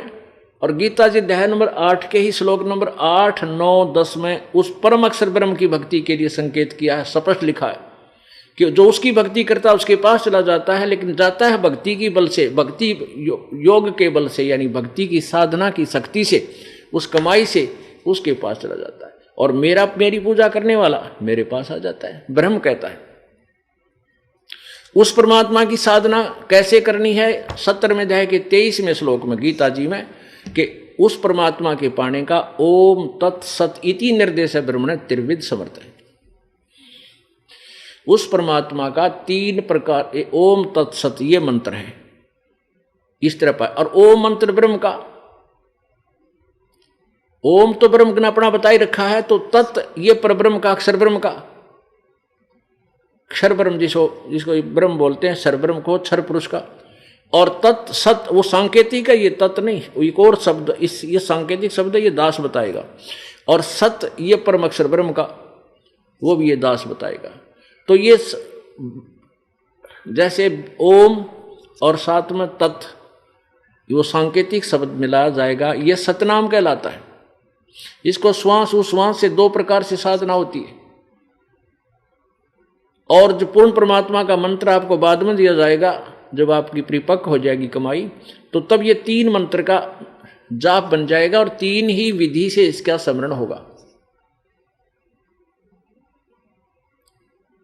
तो वो तरीका इस दास के पास है। और इस भक्ति को छोड़कर एक दिन भी आपने कोई और पूजा कर दी, आपकी भक्ति नष्ट हो जाएगी। कबीर परमेश्वर जी कहते हैं 100 वर्षा गुरु की भक्ति, एक दिन आन उपासी, वो अपराधी आत्मा फिर पड़े काल की फांसी। 100 वर्ष तक ये साधना आप करते करते लास्ट में भी जब बिगाड़ दी ना अंत में, तो भी आप यहीं रह जाओगे, पार नहीं होगे, काल के जाल में फंसे रह जाओगे। 100 वर्ष तो सतगुरु पूजा, सतगुरु यानी जैसे गुरुदेव बताते हैं परम अक्षर ब्रह्म की साधना ऐसे करते रहे। और एक दिन आन उपासी, अन्य देव की साधना कर ली और पूजा कर ली, शास्त्र विरुद्ध साधना कर ली, तो वो अपराधी आत्मा फिर पड़े काल की फांसी। अब क्या बताते हैं, देवी देव माने सब, अलख न माने कोए, जा अलख ये सब किया, तासों बेमुख होए। जिस अलख ने, यानी जो तुम्हें नहीं दिखाई देता, वो परमात्मा अलेख, उसको कोई नहीं पूजता, और अन्य देवी देवों को सब पूज रहे हैं। और जब जो भक्त जो साधक परमेश्वर कबीर देव परम अक्षर ब्रह्म की पूजा करने लग जाता है तो अन्य देवताओं की पूजा त्याग देता है। तो कहते हैं वो देवी देवता फिर कबीर जी के पास परमेश्वर जब यहाँ विद्यमान थे, यहाँ आकर के खड़े हुए और कहने लगे, प्रभु जो आपकी पूजा करते हैं भगवान, वो हमारी पूजा नहीं करते, हमें ठौर बताओ हम कहाँ जाएं। तो परमात्मा ने कहा कि जो मेरी पूजा नहीं करते वो तुम्हारे लिए छोड़ दिए, उनको लूटो और खाओ। देवी देव ठाडे भय हमको ठौर बताओ, जो मुझको पूजे नहीं उनको लूटो खाओ। उन पर दराओ पांचों लत्ते, बढ़वा लो पेंड हैं, उन पर कढ़ाओ कनागत, उनसे करवा लो। जो मेरी पूजा नहीं करते उनको लूटो खाओ, और जो मेरी पूजा करते हैं उनके निकट मत जाओ।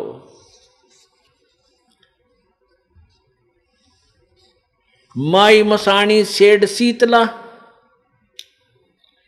और भैरव भूत हनुमंत, साहेब से न्यारा रहे है जो इनको पूजंत। अब जैसे माई मसाणी सेड शीतला भैरव भूत हनुमान, कहते यहां तक कि जो पूजा करते हैं वो परमात्मा के निकट बिल्कुल नहीं आ सकता। अपनात्मा परमेश्वरी की एक एक वाणी इतनी गूढ़ रहस्य रखती है कि उसका विश्लेषण करने में और सॉल्यूशन करने में बहुत लंबा चौड़े उदाहरण देने पड़ते हैं, क्योंकि हम अज्ञान से परिपूर्ण हो चुके हैं। हमने शास्त्र विधि त्याग कर मनमानी साधनाएं ठोक ठोक कर रखी अपने अंतःकरण में। उसकी सफाई करने के लिए इतने ढेर सारे प्रमाण दे करके उस गंध को निकालकर ये अमृत जल अमृत वस्तु आपके हृदय में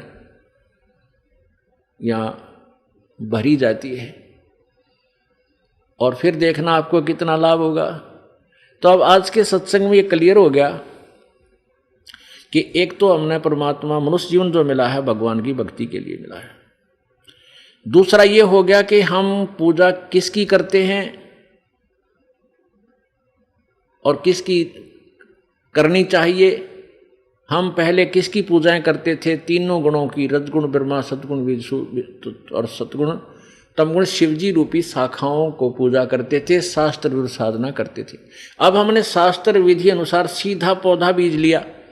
अब पूजा शुरू कर दी कबीर परमेश्वर की, परम अक्षर ब्रह्म की।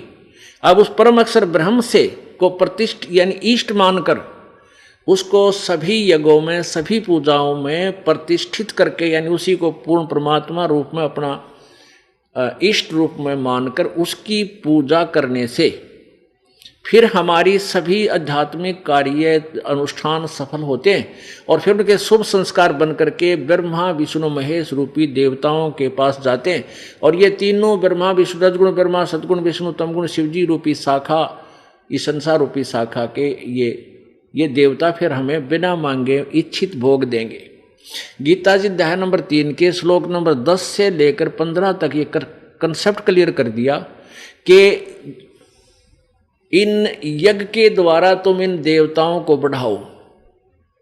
यज्ञ में धार्मिक अनुष्ठान यानी शास्त्र अनुकूल पूजा से इन देवताओं को बढ़ाओ, और ये बढ़े हुए देवता तुम्हें बिना मांगे ही इच्छित फल देते रहेंगे। संसार रूपी उल्टे लट्टे हुए वृक्ष से हमने समझना है कि जड़ तो इसमें परम अक्षर ब्रह्म ये पूर्ण परमात्मा है, इस और ऊपर ये तीनों देवता शाखा हैं। तो ये देवता बढ़ेंगे क्यों करे? ये बढ़ेंगे, पौधा जैसे जड़ को पूजा करेंगे तो ये पेड़ बनेंगे, और ये बढ़े हुए देवता यानी ये टहनी फिर शाखा बन जाएंगी, और वो शाखा जो है पौधे से पेड़ बन गया तो वही तीनों शाखाएं का फिर फल लगेंगे, और ये देवता बिना मांगे ही आपको इच्छित फल देते रहेंगे। अब ये 5 मिनट का सत्संग और जरूरी हो गया, इसके साथ इसका लिंक हो गया 3रे अध्याय का। यही श्रीमद् भगवत गीता जयदयाल गोविंद का इसके अनुवादक हैं, गीता प्रेस गोरखपुर से प्रकाशित है। और 3रे अध्याय का अब 10 से लेकर ये देखिएगा यहां से अध्याय नंबर 3 और श्लोक नंबर 10। प्रजापति ब्रह्मा ने कल्प के आदि में यज्ञ सहित प्रजाओं को रचकर कहा था, तुम लोग इस यज्ञ के द्वारा वृद्धि को प्राप्त हो और यह यज्ञ तुम लोगों को इच्छित भोग देने वाला हो। 11वें में कहा है, इस यज्ञ के द्वारा देवताओं को उन्नत करो और वे देवता तुम लोगों को उन्नत करें। इस प्रकार निस्वार्थ भाव से एक दूसरे को उन्नत करते हुए तुम लोग परम कल्याण को प्राप्त होगे। फिर क्या लिखा है, यज्ञ के द्वारा बढ़ाए हुए देवता, यज्ञ के द्वारा बढ़ाए हुए देवता तुम लोगों को बिना मांगे इच्छित भोग निश्चय ही देते रहेंगे। इस प्रकार इन देवताओं के द्वारा दिए हुए भोगों को जो पुरुष इनके बिना दिए यानी स्वयं भोगता है वह चोर ही है। अपने आत्मा यहां तक का समझे हम। अब इस यज्ञ के द्वारा यानी शास्त्र अनुकूल साधना के द्वारा इन देवताओं को उन्नत करो, यानी इस संसार रूपी वृक्ष की पौधे की शाखाओं को उन्नत करो। वो कैसे होगी, वो 14 और 15 श्लोक में कंसेप्ट क्लियर होगा। तो ये बढ़े हुए देवता यानी ये बड़ा वृक्ष बड़ा हो जाएगा, ये टहनी बड़ी हो जाएंगी, फिर बिना मांगे आपको इच्छित फल देते रहेंगे।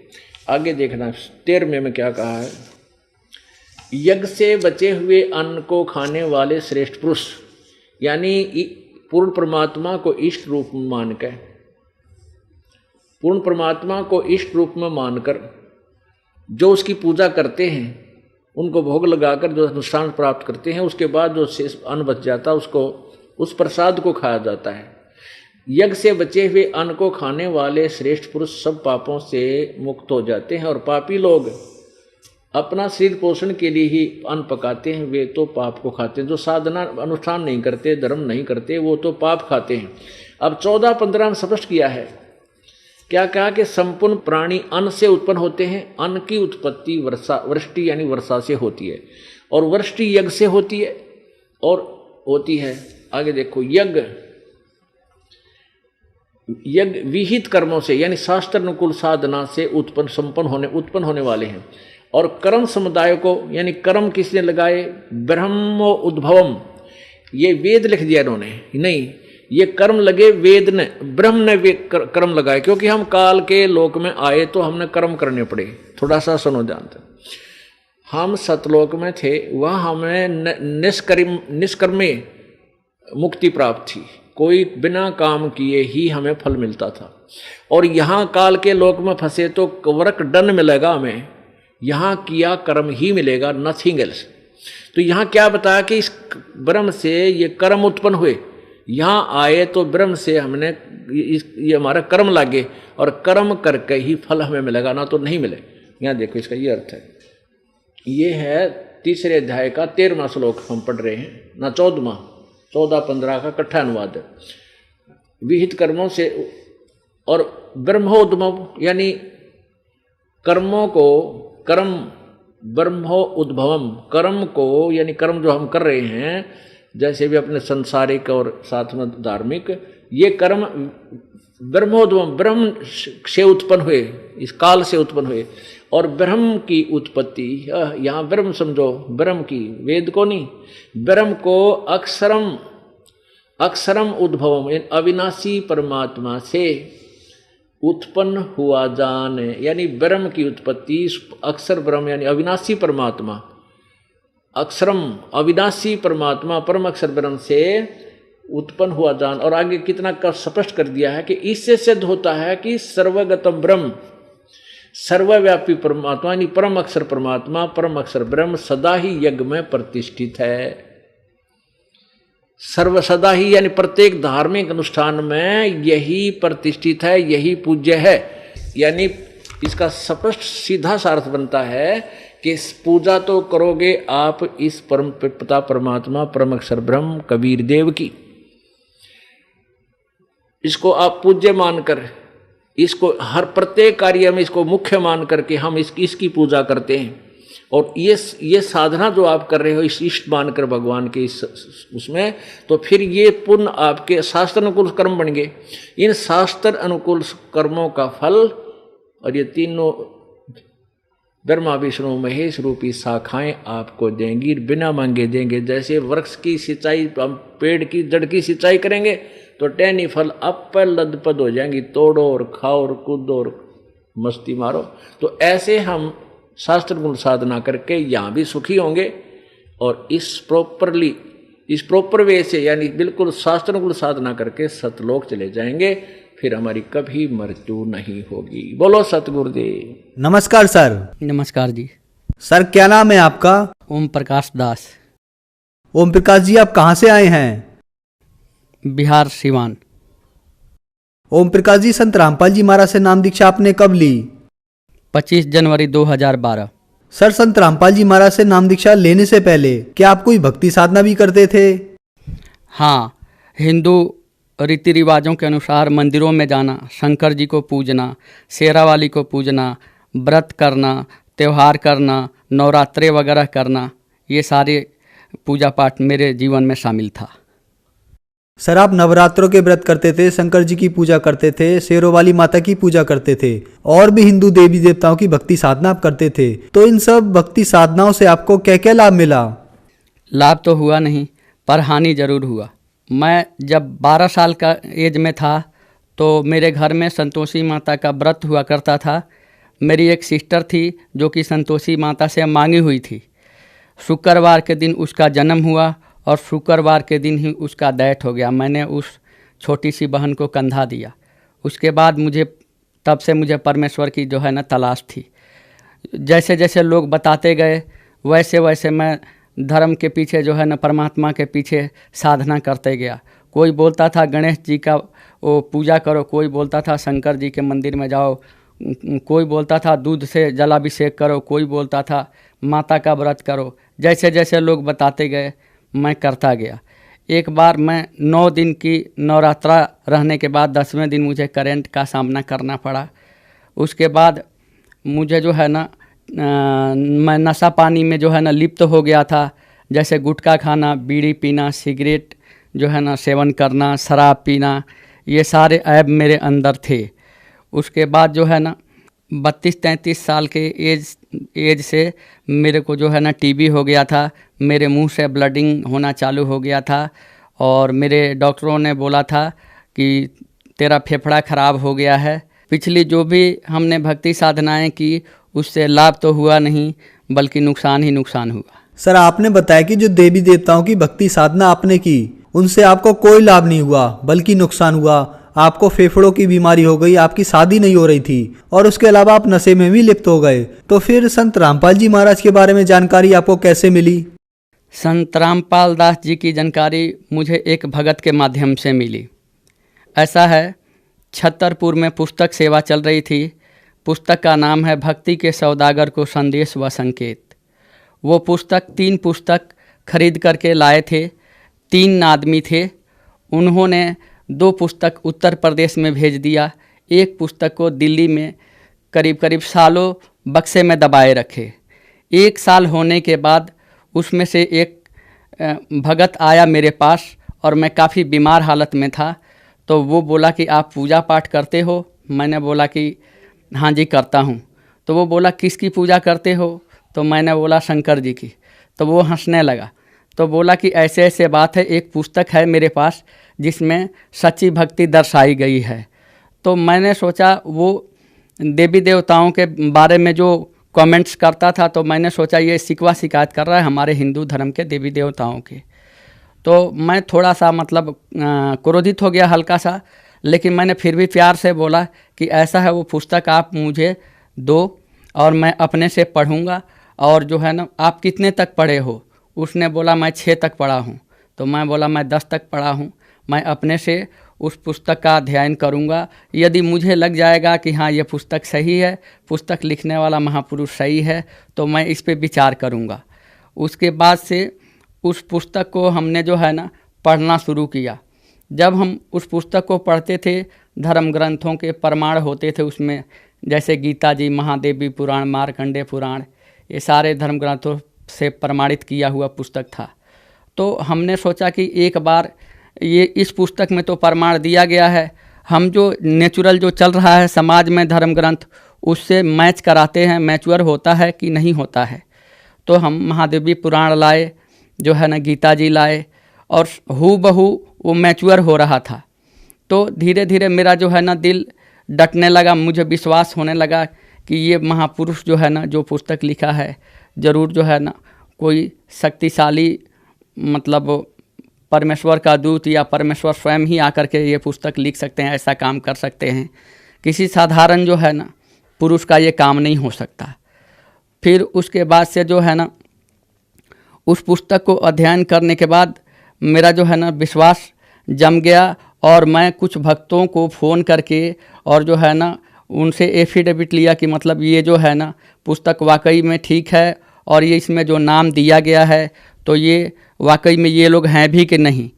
तो फ़ोन करने के बाद उन लोगों ने फ़ोन पे जवाब दिए कि हाँ जी बिल्कुल सही है, आप जी जो पुस्तक आपके हाथ लगी है तो देर मत करो, आकर के और नाम लो, संत रामपाल दास जी परमेश्वर स्वरूप हैं, उनका शरण ग्रहण करो। फिर उसके बाद से मेरे अंदर और बेचैनी हो गई, बीमारी के कारण मैं परेशान था, मौत मेरा पीछा कर रही थी, रात को भयावह भयावह मैं स्वप्न देखता था। और उसके बाद जो करंट मुझे लगा था, तो उसके बाद मैंने स्वप्न में देखा था कि 2 राक्षस जो है ना मेरे भुजा पकड़ करके और ऊपर उछाल दिए, मैं ऊपर को आसमान में जा रहा हूँ। तो उसके बाद से जो है ना वो तलवार खींच लिए मुझे मारने के लिए। तो मैंने देखा कि माता वहाँ पे मेरे को बचाने आ रही है। तो मैंने माता से, चूँकि मैं व्रत रहा था तो इसलिए मैं माता से क्षुब्ध हो गया था कि व्रत रहते हुए भी मुझे करंट लगा। तो मैंने कहा माता आप जी जाओ यहाँ से, आपकी ज़रूरत नहीं है। जब मुझे मारना ही था तो बचाने क्यों आई, और जब बचाना ही था तो मारने की लीला क्यों। तो उसके दूसरे दिन, अगले दिन कोई पुरुष आया मेरे स्वप्न में और वो बोला कि बेटा मैं तेरे साथ हूँ, अब तेरे को कुछ नहीं होगा। तो उसके बाद से परमेश्वर मेरे को पुरुष रूप में दर्शन दिए, और उसके बाद से जो है ना मेरे को आश्वासन दिए कि अब तेरे पूरे दिन टल गए। उसके बाद से मैं सोचता रहा, हे परमात्मा, हे परमेश्वर, जैसे आपने अपना ज्ञान दिया मेरे को अपने शरण में ले लो। और जुलाई 2011 में मैं आश्रम में आया, संत रामपाल दास जी का आश्रम देखने के लिए कि कैसा है वो। मैं यहाँ पे जब आया तो जो भी हमने व्यवस्था देखा वो एकदम 1 नंबर का था, उसमें कोई भेदभाव नहीं था किसी के अंदर, कोई भी त्रुटि मुझे नहीं दिखाई दी। ठीक दिखाई भी कैसे देती, मुझे परमात्मा की तलाश थी, त्रुटि की नहीं। उसके बाद से जो है ना बहुत सारे महाराष्ट्र के भगत थे, मेरे को बोलते रहे आप जी नाम ले लो, आप जी नाम ले लो, आप जी नाम ले लो। मुझे बहुत समझाए, मैंने उनसे कहा कि ठीक है भाई मैं नाम ले लूँगा, मुझे परमात्मा का अनुभव है, ज्ञान है, तब मैं यहाँ आया हूँ और नाम भी लेके जाऊँगा। लेकिन मेरे अंदर कुछ कमी है। मैं उस टाइम तम्बाकू खाया करता था, और मैं तम्बाकू छोड़ने के लिए, गुटखा वगैरह छोड़ने के लिए मैं कसम खाया, माता का कसम खाया, शंकर जी का कसम खाया, सारे कसमें टूट जाते थे और फिर मैं उसमें लिप्त हो जाता था 2-4 दिन छोड़ने के बाद। तो मैंने गुरुजी को दंडवत किया और उसके बाद से संत रामपाल दास जी से प्रार्थना किया कि हे परमात्मा, हे गुरुजी, आप पहले मेरे को निर्विकार करो, फिर मैं वचन देता हूँ, मैं जुबान का पक्का हूँ, मैं आपसे नाम लूँगा। मैंने जो बोल दिया तो बोल दिया। तो उसके बाद से जो है ना मैं वहाँ से सारे आश्रम का मुआयना करके और घर चला गया। घर जाने के बाद मैंने अपने हाथों में तम्बाकू लिया, 1 बार तम्बाकू रगड़ा, उसके बाद तम्बाकू खाया। उसके बाद से मैंने वहीं से तम्बाकू खाना बंद कर दिया, मेरा तम्बाकू खाना छूट गया। तो मैंने सोचा कि कुछ दिन अपने आप को आजमा लूँ, देख लूँ कि मैं वाकई में इस रास्ते पर खड़ा उतर भी पाता हूँ कि नहीं। नाम लेकर के और उसके बाद से मर्यादा तोड़ देना अच्छी बात नहीं है। तो मैं ऐसे अपने आप को आजमाते आजमाते 6 महीने का टाइम ले लिया। तब तक आ गया 2012। 2012 में मेरे काम धंधे इतने चौपट हो गए थे, मेरे पास पैसे नहीं थे किराए के। आसाराम जी का एक अनुयायी है, उससे चर्चा हो रही थी। उससे वो बोला कि जब आप जान चुके हो सारे कुछ तो वहाँ जाओ, नाम लो, तो मैं बोला मुझदास के पास पैसे नहीं हैं। तो वो बोला ठीक है, आप मेरे से पैसे ले लो और चले जाओ।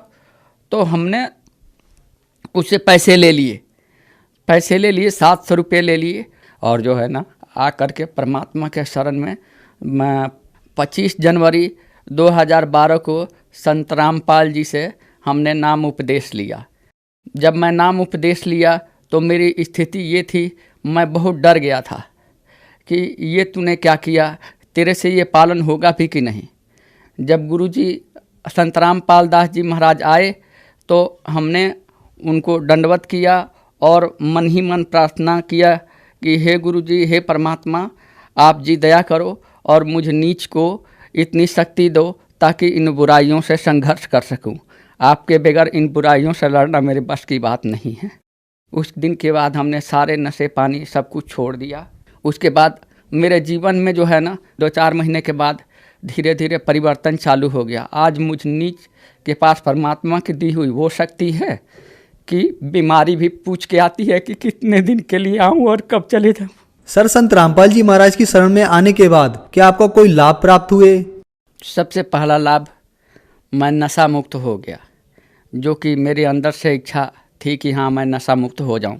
एक बार नशे के अंदर घुस जाना तो आसान है, निकलना बहुत मुश्किल है। मैंने इस प्रयास में शंकर जी की माता की कसमें खाई, अपनी माँ की कसमें खाई, सारे कसम सब कुछ टूट गया, कुछ नहीं फर्क पड़ा। जब संत रामपाल जी महाराज के शरण में आया तो मैं नशा मुक्त हुआ।